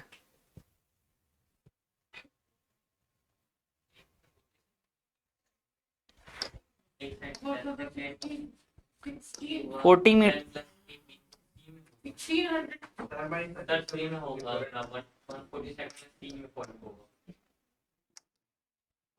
ये कितना हो जाएगा? नहीं यार, गलत हो गया, रुको रुको। क्या सजेशन है भाई आपका? सॉल्यूशन डिफरेंट है, कर सकते हैं ना, अलग अलग तरीके से कर सकते हैं सॉल्यूशन, जरूरी थोड़ी कि जो पहली बार किया तो वैसे ही करना है। देखो 40 सेकेंड में क्या कर रहा है? ये पूरा 40 मीटर कवर कर रहा है, ठीक है?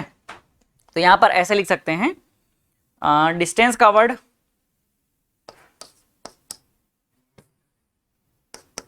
इन 40 सेकेंड में कितना कवर हो रहा है? 40 मीटर। तो 1 सेकेंड में कितना कवर होगा? 1 मीटर। तो बताओ 10 मीटर को कवर करने में कितना लगेगा? Time taken to cover one side, और वन साइड का मतलब कितना है? 10 मीटर इज 10 सेकेंड, ठीक है? 1 मीटर में 1 सेकेंड, 10 मीटर में 10 सेकेंड। तो अब आप सोचो 120 सेकेंड तक के वो बेचारा जब चक्कर लगाया है तो कुछ फायदा नहीं मिला है, वो ए पे ही आके रुक जाएगा। अब उसके बाद अगला 40 फिर वो लगाता तो 160 में वापस यहीं आ जाता, बट उसके पास टाइम 160 नहीं है, कितना है? 140 है, ठीक? तो वो क्या करेगा? आगे जो 20 सेकेंड उसके पास है, उस 20 सेकेंड में वो 10 सेकेंड में यहां तक पहुंचेगा, फिर अगले 10 सेकेंड में सी तक क्या आ जाएगा। समझ आ रहा है? ये है 120 से 130 सेकेंड तक में, और ये 130 से 140 तक में। तो ओवरऑल देखा जाए तो उसके अंदर डिस्प्लेसमेंट कितना हुआ? बस यहां से यहां तक का, ठीक? तो डिस्प्लेसमेंट को निकालने का हमारे पास तरीका होगा, ए से लेकर के सी का आप क्या निकाल लो? मैग्नीट्यूड निकाल लो, ठीक? तो ए सी कितना हो जाएगा? ए सी इज इक्वल टू, ये 10 है और ये 10 है, तो क्या लगा देंगे? Pythagoras theorem. क्या लगा देंगे यहां पर? पाइथागोरस थ्योरम लगा देंगे। पाइथागोरस थ्योरम के अकॉर्डिंग जो हमें चाहिए वो क्या है? हाइपोटेनियस है, और हाइपोटेनस निकालने का तरीका क्या होता है? दोनों साइड का स्क्वायर, तो 10 square plus 10 square plus 10 square, एक काम करते हैं, 10 स्क्वायर को कॉमन कर लेते हैं। क्या कर लेते हैं? कॉमन कर लेते हैं। तो ये 10 स्क्वायर अगर कॉमन हो जाएगा तो यहाँ पर क्या रह जाएगा 1 और यहाँ रह जाएगा 1। तो 1 + 1, 10 स्क्वायर बाहर निकाल दो, 10 स्क्वायर का बाहर क्या निकल जाएगा 10 और अंदर क्या रह जाएगा √2। ये आ गया आंसर। एक्चुअल में जो फॉर्मर है कितना डिस्प्लेसमेंट कवर करेगा? 10√2 कवर करेगा। समझने में कोई दिक्कत है क्या? लिखने के लिए वर्डिंग का तरीका अलग अलग हो सकता है बट आपको समझ आना चाहिए। टोटल एक बार कवर करने में एक फॉर्मर को यहां से पूरा वापस यहां आने में कितना सेकंड लगता है? 40 सेकंड। तो भाई वो इसी बाउंड्री में तो घूम रहा है ना, इसी बाउंड्री में घूम रहा है, तो 40 सेकंड तक चला तो यहां आ गया, अगले 40 सेकंड में फिर वहीं आ गया, अगले 40 सेकंड में फिर वहां आ गया। तो 3 बार जो 120 सेकंड तक के घूमा है उसका रिजल्टेंट क्या मिला? 0 मीटर। 40 में यहां, 80 में फिर वहां, 120 सेकंड तक फिर वहां, उसके बाद अगला 10 सेकंड में वो यहां आएगा, अगला 10 सेकंड में यहां आएगा। अगर 160 सेकंड बोल देते यहां पर क्वेश्चन में तो बताओ कितना डिस्प्लेसमेंट होता? 0 हो जाता, क्योंकि फिर यहीं आ जाता। बात समझ आया? ठीक, तो ये था क्वेश्चन। अगला,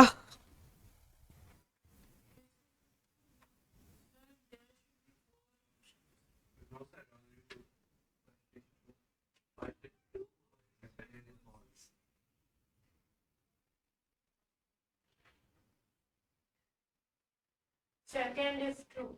Second is false. एक मिनट। अच्छा, question number 3, which of the following is true for displacement? It cannot be 0, false। 0 हो सकता है। थक गए क्या आप लोग? मजा नहीं आ रहा पढ़ाने में आप लोगों को? थक गए हो क्या? तो अपने बदमाशी करने लग रहे हो आप? क्या चल रहा है? अच्छा, डिबेट चल रहा है। हाँ, यहाँ डिबेट नहीं करना है और डिस्कशन भी नहीं करना है। Its magnitude is greater than the distance travelled by the object.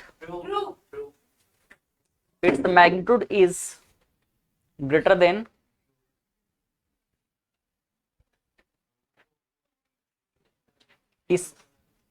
इसमें कुछ बताया है क्या कि कुछ मोशन हो रहा है करके? क्वेश्चन इनकम्प्लीट तो नहीं है ना?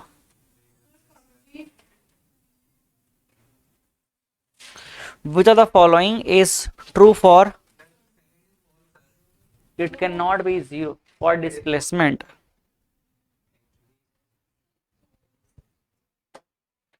क्यों?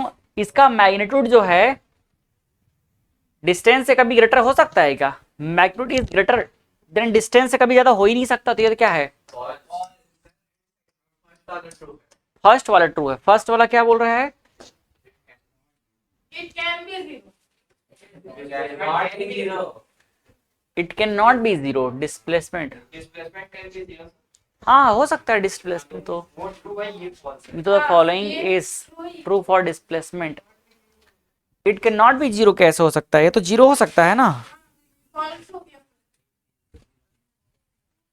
एक बार क्वेश्चन देखो, एनसीईआरटी बुक रखे हो? नहीं, टाइपिंग से थोड़ी है। दिखाओ, मेरा बुक है क्या आसपास?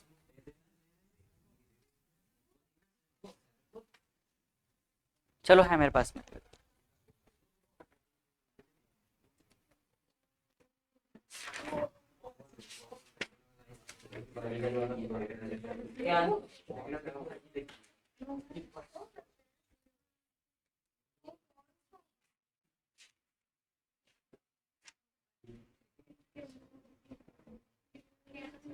इट कैन बी 0 है ना? अगर इट कैन नॉट बी 0 बोलेगा तो फॉल्स रहेगा। True sir. हाँ, ये नॉट को हटाएंगे तब ट्रू होगा। ठीक है, टाइपिंग मिस्टेक है, ठीक कर लेना उसको। नेक्स्ट आता है क्या? Uniform and non uniform motion. Uniform और नॉन यूनिफॉर्म मोशन क्या होगा? अगर सेम टाइम में सेम पोजीशन चेंज हो तो वो क्या कहलाएगा? यूनिफॉर्म। लेकिन टाइम सेम रहेगा और उसमें पोजीशन चेंज अलग अलग रहेगा तो क्या हो जाएगा? Non uniform motion. देखो uniform motion, an object is said to be in uniform motion if it covers equal distances in equal interval. अगर इक्वल इंटरवल में सेम टाइम में क्या है, सेम डिस्टेंस कवर कर रहा है तो क्या कहलाएगा, यूनिफॉर्म मोशन। लेकिन if object is said to be in uniform non uniform motion unequal distances in equal time interval. देखो इधर समझो एक बार, ये हमारे पास एक टाइम इंटरवल हम ले लेते हैं, 3 टाइम इंटरवल लिए, यहां पर 5 सेकेंड 5 सेकेंड 5 और सेकेंड दोनों बराबर दिख जा रहा है ना, 6 सेकेंड 6 सेकेंड 6 सेकेंड, 65 नहीं समझना क्या हो गया। मतलब वही कह रहा है। हाँ नहीं, इनको कमी निकालना है, इसमें कुछ निकाल लेंगे। पहली बार में मान लो यहां पर कितना हुआ, 10 मीटर 10 मीटर और ये 10 मीटर, तो इक्वल टाइम इंटरवल में इक्वल डिस्टेंस कवर किया जा रहा है, क्या कहलाएगा ये, यूनिफॉर्म मोशन कहलाएगा।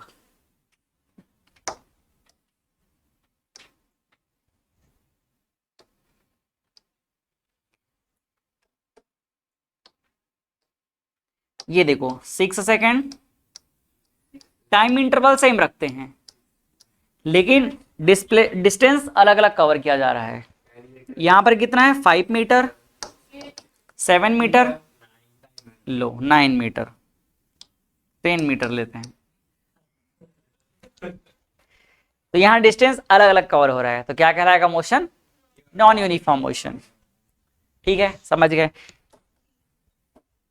स्पीड क्या होता है, speed change in time with respect to time, change in time with respect to, yes, change in position या change in distance, change in position with respect to time क्या कहलाएगा, speed कहलाएगा। Position में change होना time के respect में, time के साथ पोजीशन में चेंज होना क्या कहलाएगा, सिर्फ पोजीशन में चेंज हो रहा है तो वो क्या कहलाएगा, डिस्प्लेसमेंट। लेकिन अगर हम टाइम के साथ उसको कंसीडर करेंगे तो क्या कहलाएगा, स्पीड कहलाएगा। तो टाइम को जब डिवाइड करेंगे तो उसको हम लोग रेट बोलते हैं, क्या बोलते हैं, रेट। रेट का मतलब होता है टाइम को डिवाइड करना। The rate of change of position of an object with time in any direction is called its speed. जब किसी भी डायरेक्शन में हम चेंजेस देखते हैं तो क्या कहलाता है, स्पीड। लेकिन अगर हम एक फिक्स डायरेक्शन में देखेंगे तो क्या कहलाएगा, वेलोसिटी कहलाएगा, जो आगे आएगा। या इसको एक और तरीके से डिफाइन कर सकते हैं, the rate of distance travelled by an object is known as what, speed. सीधी सी बात है, टाइम के साथ पोजीशन का चेंज होना क्या कहलाता है, स्पीड कहलाता है। तो इसको डिफाइन करने के लिए हम जो डेफिनेशन है उसी को ठीक से लिख देते हैं। स्पीड क्या हो जाएगा, distance travelled upon time taken. Distance का यूनिट क्या होता है, मीटर, और टाइम का यूनिट क्या होता है, सेकंड। तो मीटर पर सेकंड इसका क्या रहेगा, यूनिट रहेगा। यूनिट तो याद हो ही जाना चाहिए, मीटर पर सेकंड किसका यूनिट है, स्पीड का है, और वेलोसिटी का भी यही होता है। स्पीड क्या है, क्योंकि डायरेक्शन के बारे में कुछ इसमें मेंशन नहीं किया गया है। अभी जो मैंने समझाया उसी तरह से है। यूनिफॉर्म स्पीड और वेरिएबल स्पीड सेम है। यूनिफॉर्म मतलब अगर सेम टाइम में सेम डिस्टेंस कवर करेगा तो यूनिफॉर्म, और वेरिएबल मतलब अलग अलग कवर करेगा तो वेरिएबल। ठीक, ये इंस्टेंटेनियस थोड़ा सा आप समझ लो। इंस्टेंटेनियस क्या होता है, किसी पर्टिकुलर टाइम पे, किसी पर्टिकुलर सेकंड में अगर हमें स्पीड निकालना रहेगा तो क्या कहलाएगा, इंस्टेंटेनियस कहलाएगा। किसी भी इंस्टेंट पे the speed of an object at any particular instant of time, और यू कैन से और at particular point of its path is called instantaneous speed. किसी भी टाइम पे अगर हमको सडनली चाहिए कि बताओ इस सेकंड में कितना स्पीड है, तो वो क्या कहलाएगा, इंस्टेंटेनियस कहलाएगा। और इस इंस्टेंटेनियस स्पीड को किससे मेजर करते हैं, speedometer. The speedometer of an object of an automobile indicates it's instantaneous speed at any instant. आजकल देखो रोड में लगा रहता है अभी ये, और हर जगह का अपना अपना एक रूल्स रहता है कि आप इस जगह पे इससे ज़्यादा स्पीड में नहीं चला सकते, और अब के टाइम पे अगर रोड पे कैमरा लगा है, उससे ज़्यादा स्पीड पे चलाओगे तो घर पे क्या जाता है, ऑनलाइन चालान, है ना, सीधा ऑनलाइन नोटिस आ जाता है कि आपको 1,000 रुपये का फाइन पे करना पड़ेगा। हाँ जी, हाँ अच्छा ठीक है ना, तो वहाँ का ट्रैफिक सिस्टम भी वैसे ही होगा। अब हर जगह का अपना अलग अलग तरीका रहता है वहाँ पर का। हाँ, ट्रैफिक सिस्टम बोला मैंने, ट्रैफिक नहीं बोला। ट्रैफिक को मैनेज करने का सिस्टम ज़्यादा अच्छा होगा।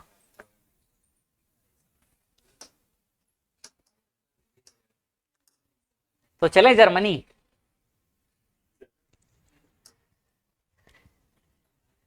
एवरेज स्पीड, बैग पैक कर लेना फिर। हाँ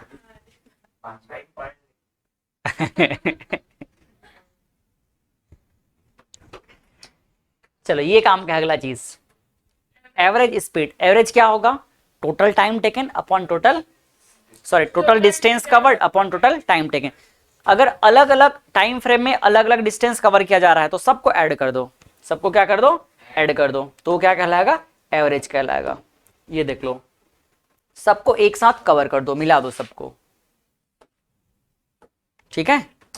total distance travelled upon total time taken. जैसे कि if an object travelled S1 and S2 distances, S1 और S2 अलग अलग डिस्टेंस कवर किया है T1 और T2 टाइम में, देन एवरेज स्पीड क्या हो जाएगा इसका, सभी डिस्टेंस को भी जोड़ दो और नीचे में टाइम को भी ऐड कर दो, तो S1 प्लस S2 और नीचे क्या हो जाएगा T1 प्लस T2। आया समझ में।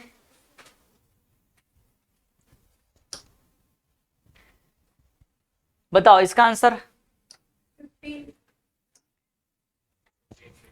ये सब सॉल्व हो गया होगा आप लोगों से, तो बताने की जरूरत है क्या, एक बता देते हैं चलो। An object travels 16 metre in 4 second and then another 16 metre in 2 second, what is the average speed. क्या हो जाएगा एवरेज स्पीड,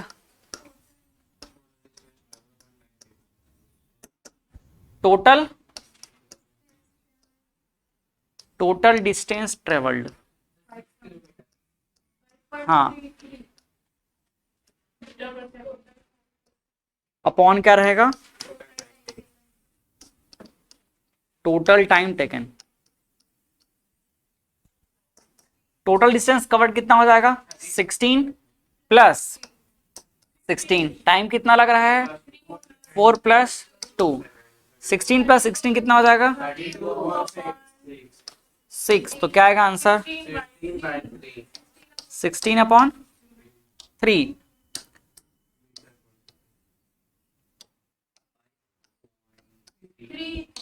डेसिमल में आ जाएगा आंसर इसका 5.33 मीटर पर सेकेंड, ठीक है। समझ के बता रहे हो कि खाली देख के बता रहे हो, उधर को समझ के बता रहे हो तो लो, फिर बिना देखे कॉपी को मत देखो, हाँ कॉपी नहीं देखना किसी को। बताओ तो 1 किलोमीटर इक्वल टू कितना होता है, 1 kilometre per hour equal to 1 kilometre equal to 1000 metre, ठीक है।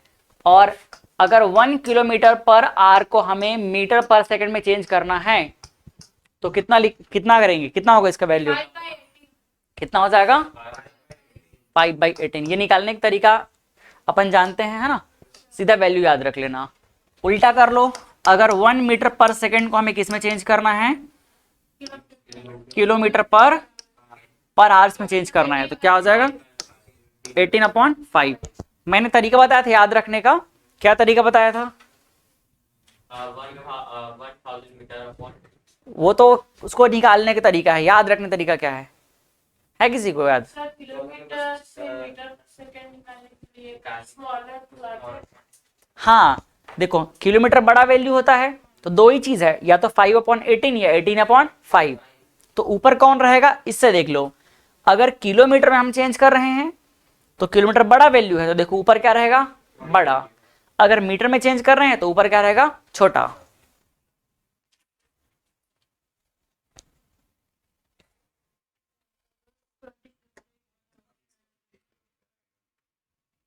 क्या है इस क्वेश्चन का answer, A car travels 20 kilometer in 1 hour and another 40 kilometer in 3 hour. What is the average speed of car? तो बताओ। 3 किलोमीटर हाँ, तो एवरेज स्पीड लगा देते हैं। एवरेज टोटल कितना है? 20 प्लस 40। यूनिट क्या है? किलोमीटर। नीचे क्या हो जाएगा? आवर्स। पहला 1 आवर्स, फिर 3 आवर्स। तो कितना हो जाएगा? 60/4। यूनिट क्या रहेगा? किलोमीटर पर आवर्स। 15। ये आंसर है।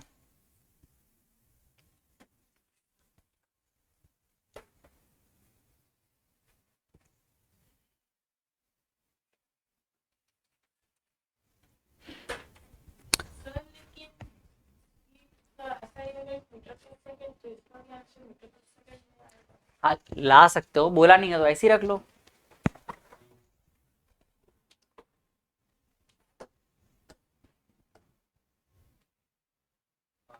अब ये सब तो हो चुका है ना, मैं हटा देता हूँ, ज्यादा क्वेश्चन नहीं रखते हैं। सेम सेम है, अभी ज्यादा टाइम नहीं लगाएंगे इस पे।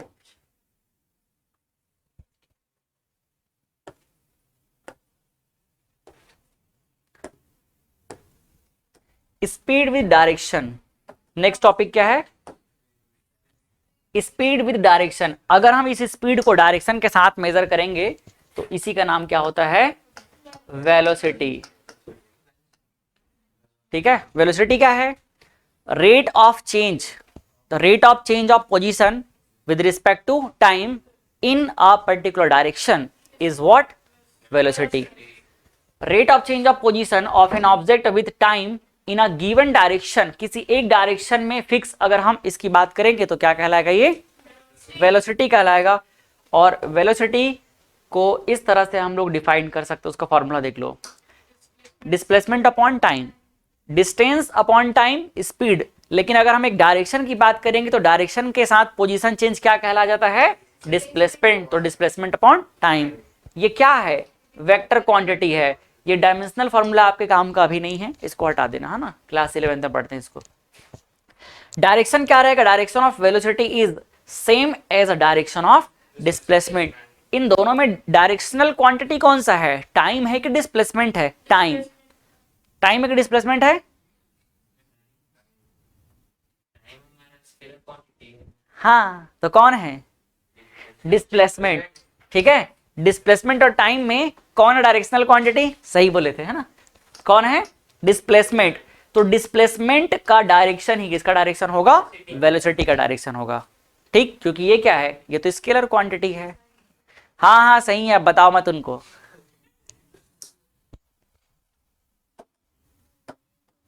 चलो, वेलोसिटी बताने की जरूरत है क्या? सेम चीज है। अगर सेम टाइम इंटरवल में सेम चेंज इन पोजीशन होगा तो क्या कहलाएगा? क्या कहलाएगा? वेरिएबल नहीं कहलाएगा, यूनिफॉर्म कहलाएगा। और अगर डिफरेंट रहेगा तो क्या कहलाएगा? वेरिएबल कहलाएगा। लगता है एक गायब हो गया है, तो एक गायब हो गया तो इसको भी गायब कर देते हैं। नहीं, यहां से पढ़ते हैं। ठीक है, एवरेज वेलोसिटी। एवरेज क्या रहेगा? Total displacement. टोटल डिस्टेंस की जगह क्या कर लो? Total displacement. और क्या रहेगा? Total time. डिस्प्लेसमेंट क्या होता है? चेंज इन पोजीशन, तो x2 माइनस x1। और टाइम भी वैसे क्या रहेगा?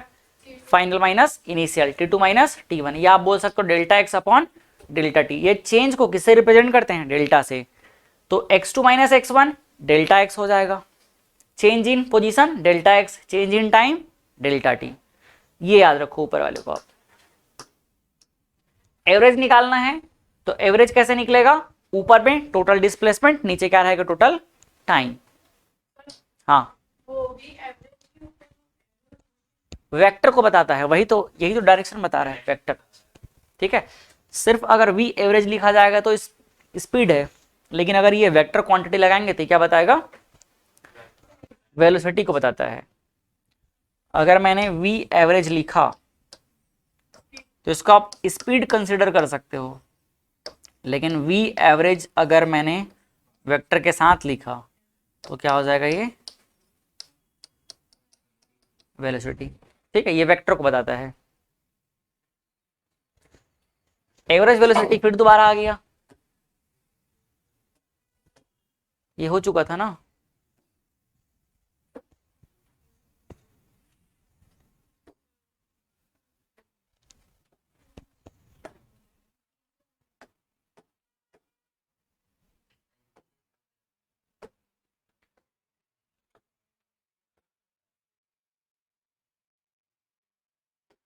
क्या लिखा है, एवरेज वेलोसिटी निकालने का एक और तरीका होता है। एक तरीका तो अभी हमने जो देखा वाला है, एक और तरीका होता है initial velocity plus final velocity upon 2।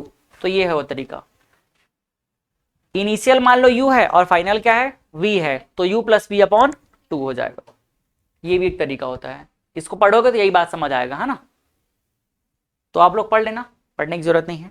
Average यहां से देखो दो तरीका मैं लिख देता हूं। पहला तरीका क्या है, v एवरेज, एवरेज वेलोसिटी निकालने का पहला तरीका क्या है, पहला है x2 minus x1 upon t2 minus t1। ये क्या है, total displacement upon total time. दूसरा तरीका क्या है, v average equal to u plus v upon 2। u क्या है, इनिशियल वेलोसिटी। पहले मान लो एक कार है जो शुरू में 20 किलोमीटर पर आवर की स्पीड से चल रहा था, कितना टाइम तक के, 10 मिनट तक के। फिर आगे 20 मिनट में उसका स्पीड चेंज हो गया, 50 किलोमीटर पर आवर की स्पीड से चल रहा है। तो बताओ उसका एवरेज स्पीड कितना होगा। तो उसको निकालने के लिए क्या करेंगे, हाँ u प्लस बी अपॉन 2 कर देंगे। आया समझ में। जैसे हमने डिस्टेंस और डिस्प्लेसमेंट में डिफरेंस देखा था, वैसा ही क्या होता है, स्पीड और वेलोसिटी में डिफरेंस होता है। क्या डिफरेंस है देखो जरा। पहला डिफरेंस है, स्पीड इक्वल टू होता है डिस्टेंस अपॉन टाइम, और ये क्या होता है, डिस्प्लेसमेंट अपॉन टाइम इंटरवल। ठीक, आप डेफिनेशन भी लिख सकते हो, डेफिनेशन ना लिख के सिर्फ यहां पर फॉर्मूला लिख दिया गया है। Change in position, rate of change of position in a particular time interval is speed. और अगर rate of change of position in a particular time in particular direction is what, velocity. Direction अगर fix कर दोगे तो क्या हो जाएगा, velocity. लेकिन डायरेक्शन के बारे में कुछ नहीं बताओगे तो क्या रहेगा, स्पीड रहेगा। Direction is not associated with speed. Direction का कोई लेना देना नहीं है, किसमें, स्पीड में। लेकिन डायरेक्शन इज एसोसिएटेड, डायरेक्शन जरूर वहां पर इन्वॉल्व रहेगा, किसमें, वेलोसिटी में। आ रहा है समझ में अथर्व, ऐश्वर्य आपको, कि सोच रहे हो, प्रोसेस कर रहे हो, समझ आ रहा है कि नहीं आ रहा है करके देख लो, सोच लो, फिर बताओ समझ आया कि नहीं आया। स्पीड इज स्केलर क्वांटिटी और वेलोसिटी क्या है, वेक्टर क्वांटिटी। तो जो वेक्टर रहता है वो पॉजिटिव, नेगेटिव, जीरो तीनों हो सकता है। डिस्प्लेसमेंट जीरो हो जाएगा तो वेलोसिटी भी क्या हो जाएगा, जीरो। ठीक है, ये ऑलवेज क्या रहेगा, positive. It's value can not be zero for a moving object, इसका वैल्यू कभी जीरो नहीं होगा स्पीड। ये क्या रहेगा, it's value is zero if initial and final position of object is same. अगर इनिशियल और फाइनल दोनों डायरेक्शन क्या हो गया, दोनों पोजीशन क्या हो गया, सेम हो गया, मतलब डिस्प्लेसमेंट जीरो हो गया, तो वेलोसिटी क्या हो जाएगा, जीरो हो जाएगा। ये तो एनसीईआरटी का क्वेश्चन है, हो गया।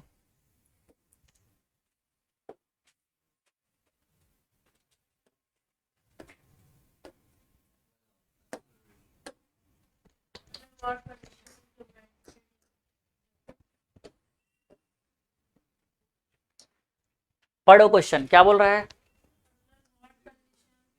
Under what conditions is the magnitude of average velocity of an object equal to its average speed.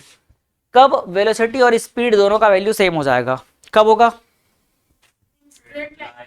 हाँ जब दोनों का क्या रहेगा, डायरेक्शन सेम रहेगा। और डायरेक्शन सेम किस में रहता है, मान लो कि स्ट्रेट लाइन में ट्रेवल कर रहा है, एक ऑब्जेक्ट है, ये ऐसे मूव किया, ए से कहाँ चला, बी तक के, कितने 10 सेकेंड तक चला, और ये कितना डिस्टेंस है, ये मान लो 20 मीटर है। कितना मीटर है, तो इसका स्पीड कितना हो जाएगा, स्पीड और वेलोसिटी दोनों सेम हो जाएगा। कितना हो जाएगा, 20/10, दैट इज 2 मीटर पर। आया समझ में? यहाँ डायरेक्शन कोई चेंज हो रहा है क्या, नहीं, डायरेक्शन फिक्स है, ये देखो। तो इस कंडीशन में वेलोसिटी और स्पीड दोनों सेम रहेगा। What does the odometer of in,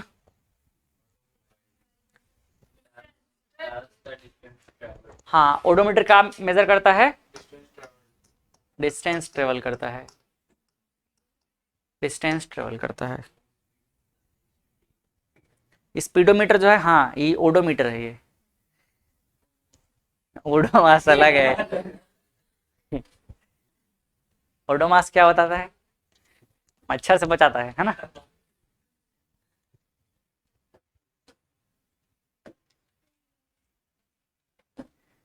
What does the path of an object look like when it is in uniform motion? क्या बोल रहा है भाई, समझ आया? क्या बोल रहे हैं?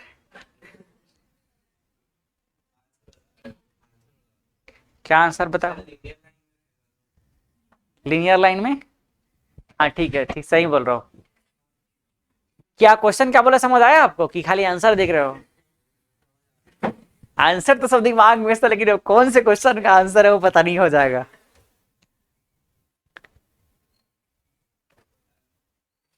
छोटे क्लास में ऐसे ही करते हैं ना बच्चे, पूरा आंसर याद कर लेते, लेकिन क्वेश्चन कौन सा है पता नहीं रहता।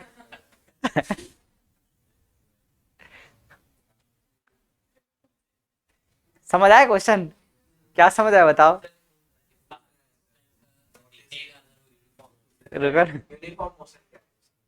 किसका, पढ़ो पहले, पूरा पढ़ो इसको, पूरा पढ़ो।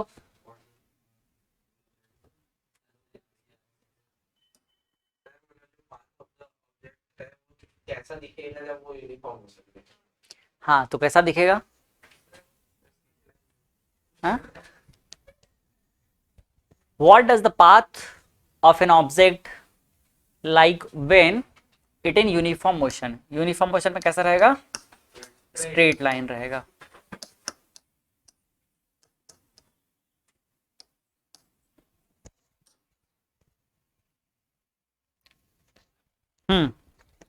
ये न्यूमेरिकल बन गया था क्या आप लोगों से? During an experiment a signal from a spaceship reached the ground station in 5 second. क्या बोल रहा है, सिग्नल जो है कहां से आ रहा है, स्पेसशिप से आ रहा है ग्राउंड पे।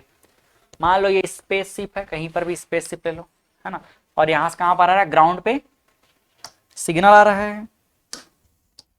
ये ग्राउंड पे क्या आया, सिग्नल आया। कितने मिनट में पहुंच रहा है ये, 5 मिनट में, 5 मिनट में ही आया, ठीक। What was the distance of the spaceship from the ground station? The signal travels at the speed of light. Speed of light कितना होता है, तो ये स्पीड दिया हुआ है, स्पीड इक्वल टू कितना है, 3 × 10 की पावर 8 मीटर पर सेकेंड।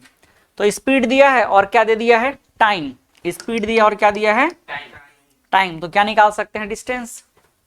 क्यों, क्योंकि स्पीड का फॉर्मूला क्या होता है, स्पीड इक्वल टू होता है टोटल डिस्टेंस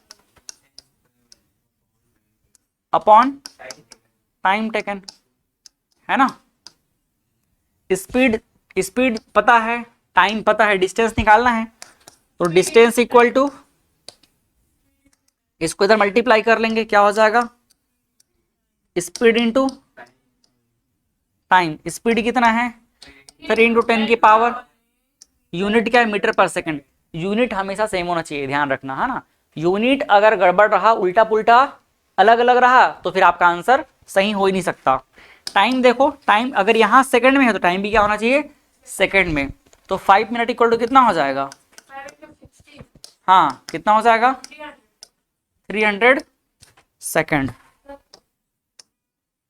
300 सेकंड।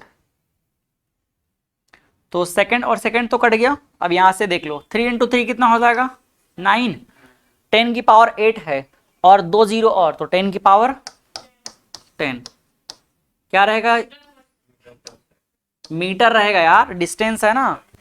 तो ये सेकंड और सेकंड तो कट गया ना, ठीक है, ये इतना मीटर रहेगा। इस मीटर को आप चाहो तो किलोमीटर वगैरह भी चेंज कर सकते हो, लेकिन इतना हम अभी काम नहीं करेंगे, यही आंसर है बस। समझ आएगा नहीं। अगला क्वेश्चन,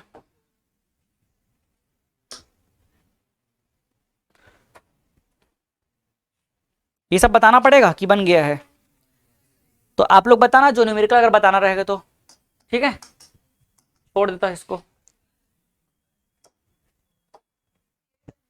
ये बन जाएगा। जिसको भी बताना रहेगा बता देना।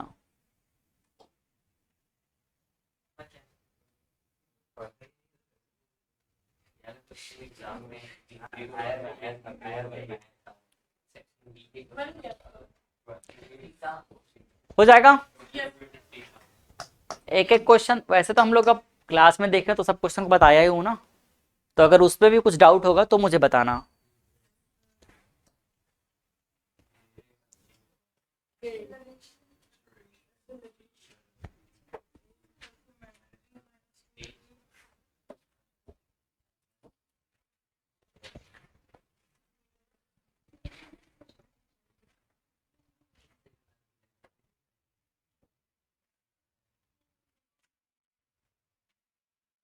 चलो पहले एक दो क्वेश्चन सॉल्व करते हैं। नहीं छोड़ूंगा मैं, क्यों, यहाँ आते हैं लोग अपने मन से, जाते हैं मेरे मन से।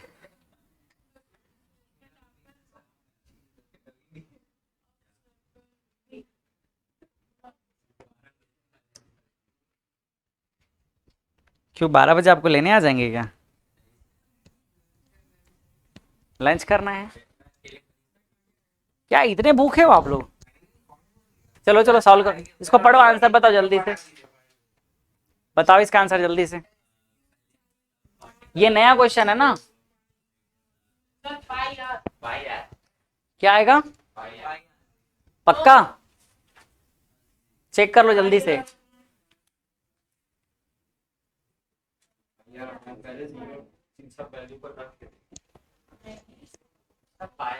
डिस्प्लेसमेंट पाई आ रहेगा। ए particle is moving in a circular path, एक पार्टिकल किसमें मूव कर रहा है, सर्कुलर पाथ में। ये एक सर्कुलर पाथ है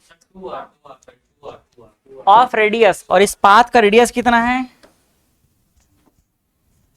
बताओ इस पाथ का रेडियस कितना है, रेडियस है इसका r।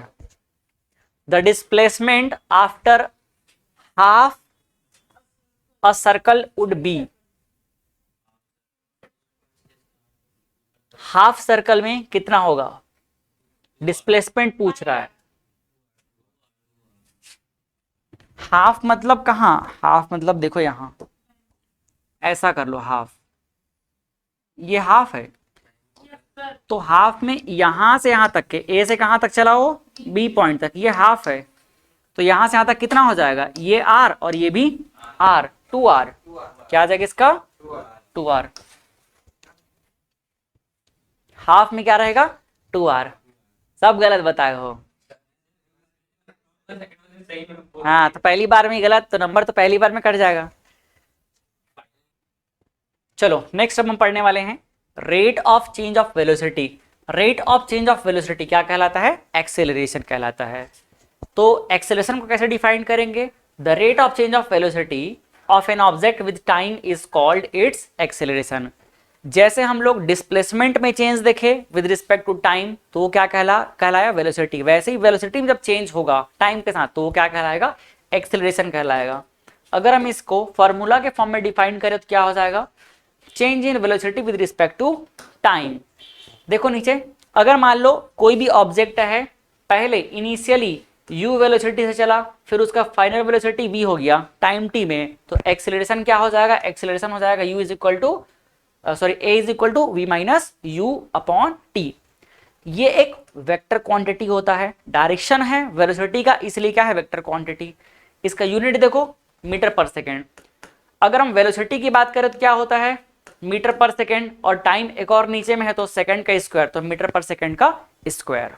ठीक है, नेक्स्ट, ये बहुत इंपॉर्टेंट पॉइंट है, डायरेक्शन क्या होगा, direction of acceleration is same as that of direction of change in velocity. Velocity के डायरेक्शन में जिधर चेंज होगा वही क्या होगा, एक्सीलरेशन का डायरेक्शन होगा। नोट में पहला पॉइंट क्या लिखा है, इफ वेलोसिटी इज कांस्टेंट, अगर वेलोसिटी चेंज ही नहीं हो रहा है, कांस्टेंट है, तो क्या एक्सेलरेशन आएगा, नहीं, जीरो हो जाएगा। क्योंकि डेल्टा वी, भाई अगर डेल्टा वी जीरो है मतलब वी और यू दोनों सेम हो गया, तो यहां पर देखो फॉर्मूला में u और v दोनों सेम हो गया तो a क्या हो जाएगा, जीरो हो जाएगा। तो ये देख सकते हो आप, अगर v माइनस यू क्या हो गया, जीरो, तो a क्या हो जाएगा, एक्सेलरेशन जीरो हो जाएगा। तो कांस्टेंट वेलोसिटी पे एक्सेलरेशन जीरो। दूसरा point, the direction the acceleration is taken to be positive if it is in the direction of velocity. अगर वेलोसिटी के डायरेक्शन पे ही चेंजेस हो रहा है तो वो क्या होगा, पॉजिटिव एक्सेलरेशन, और अगर उल्टे डायरेक्शन में होगा तो निगेटिव एक्सेलरेशन। तो यही बात लिखा हुआ है, the acceleration is taken to be positive if it is in the direction of velocity, और it is negative when it is opposite to the direction of velocity. ठीक है,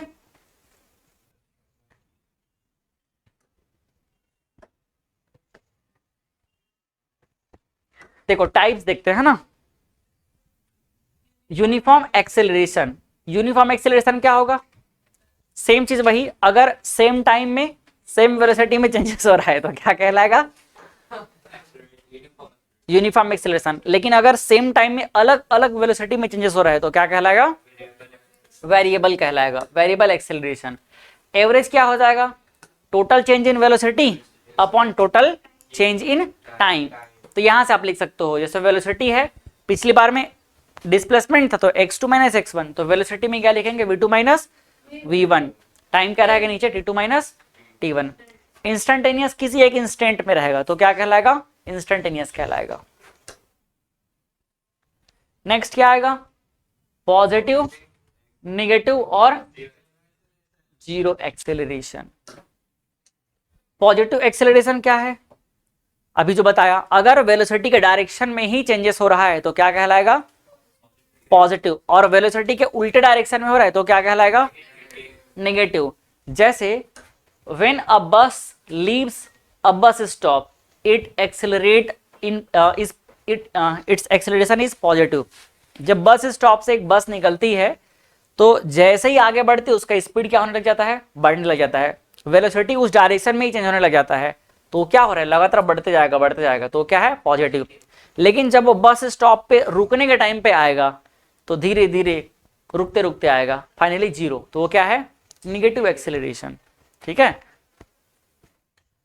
निगेटिव एक्सेलरेशन देख सकते हो, if velocity of object decreases with time, अगर time के साथ decrease हो रहा है उसका velocity, then acceleration is what, negative. Negative acceleration is also known as retardation या फिर डिसिलरेशन कहते हैं, रिटार्डेशन भी बोलते हैं और डिसिलरेशन भी कहते हैं, ये निगेटिव एक्सेलरेशन है। और जीरो एक्सेलरेशन क्या है, कोई चेंज ही नहीं हो रहा है, तो a इक्वल टू जीरो। ठीक हो गया, बाकी चलो इसको, ये बाकी जो क्वेश्चंस है इसको हम लोग कल पढ़ेंगे, क्या भी पढ़ेंगे, अब भी पढ़ेंगे। कितना क्वेश्चन था, 3 क्वेश्चन है ये लो। Same connect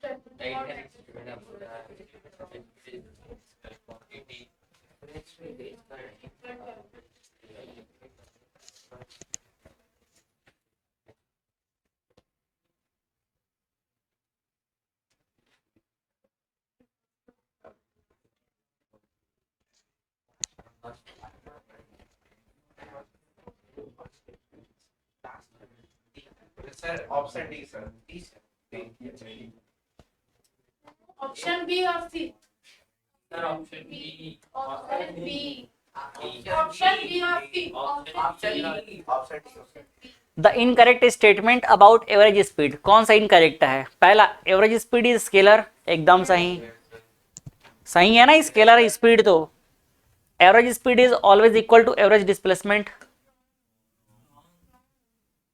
average speed is always equal to average displacement, distance. ये तो गलत है ना, डिस्प्लेसमेंट कहाँ से आएगा? Average speed is defined for an interval of time, सही है, ये भी सही है, तो ऑप्शन बी का है।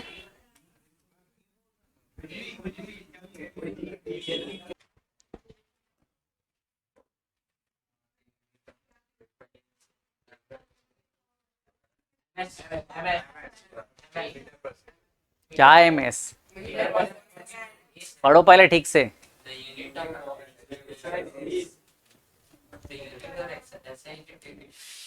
The unit of exercise. See sir, unit MS sir, MS sir. Meter per hour. Sir, kilometer. See sir. क्या है D पर time? Kilometer. Minute. Not asking about SI unit. Only asking unit. It can be kilometer per hour. अरे यार, metre पर second किसका होता है? Speed या वेलोसिटी का। ये क्या है? एक्सेलरेशन का। अगर आप एक्सेलरेशन का यूनिट भी देखोगे तो क्या रहेगा? मीटर पर सेकंड का स्क्वायर, ये होता है ना। चलो ये नहीं है तो इसका मॉडिफाइड फॉर्म कौन सा है देख लो। ये मीटर और ये मिनट, ये तो क्या हो गया? ये भी वेलोसिटी का हो गया। किलोमीटर पर आवर से भी किसका हो गया? वेलोसिटी का। तो तीनों जब गलत हो गया तो चौथा यही सही होगा। सब डी बोले थे आप लोग, है ना? हाँ, सब डी बोले थे, अपने मन में रखे थे इस बात को। तो ये देखो, किलोमीटर क्या है? लेंथ, और नीचे टाइम क्या है? 2 बार, लेंथ अपॉन टाइम का स्क्वायर। लास्ट क्वेश्चन,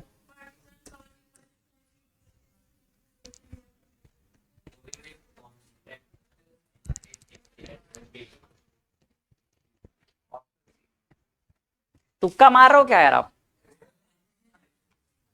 कि सही में बता रहे हो? Constant speed. ये body moves. Yes sir. Particles.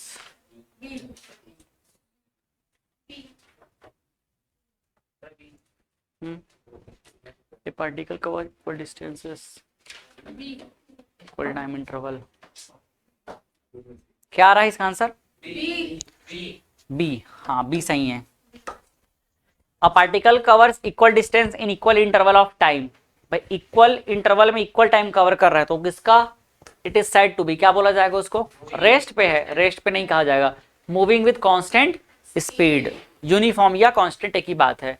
Moving with constant acceleration, acceleration कैसे आ जाएगा? डिस्टेंस के साथ में टाइम क्या हो जाएगा? स्पीड ही होगा। Moving with a constant velocity, ये भी नहीं होगा, डायरेक्शन नहीं बताया है। तो ऑप्शन क्या आ जाएगा? बी। ठीक है, चलो ठीक है।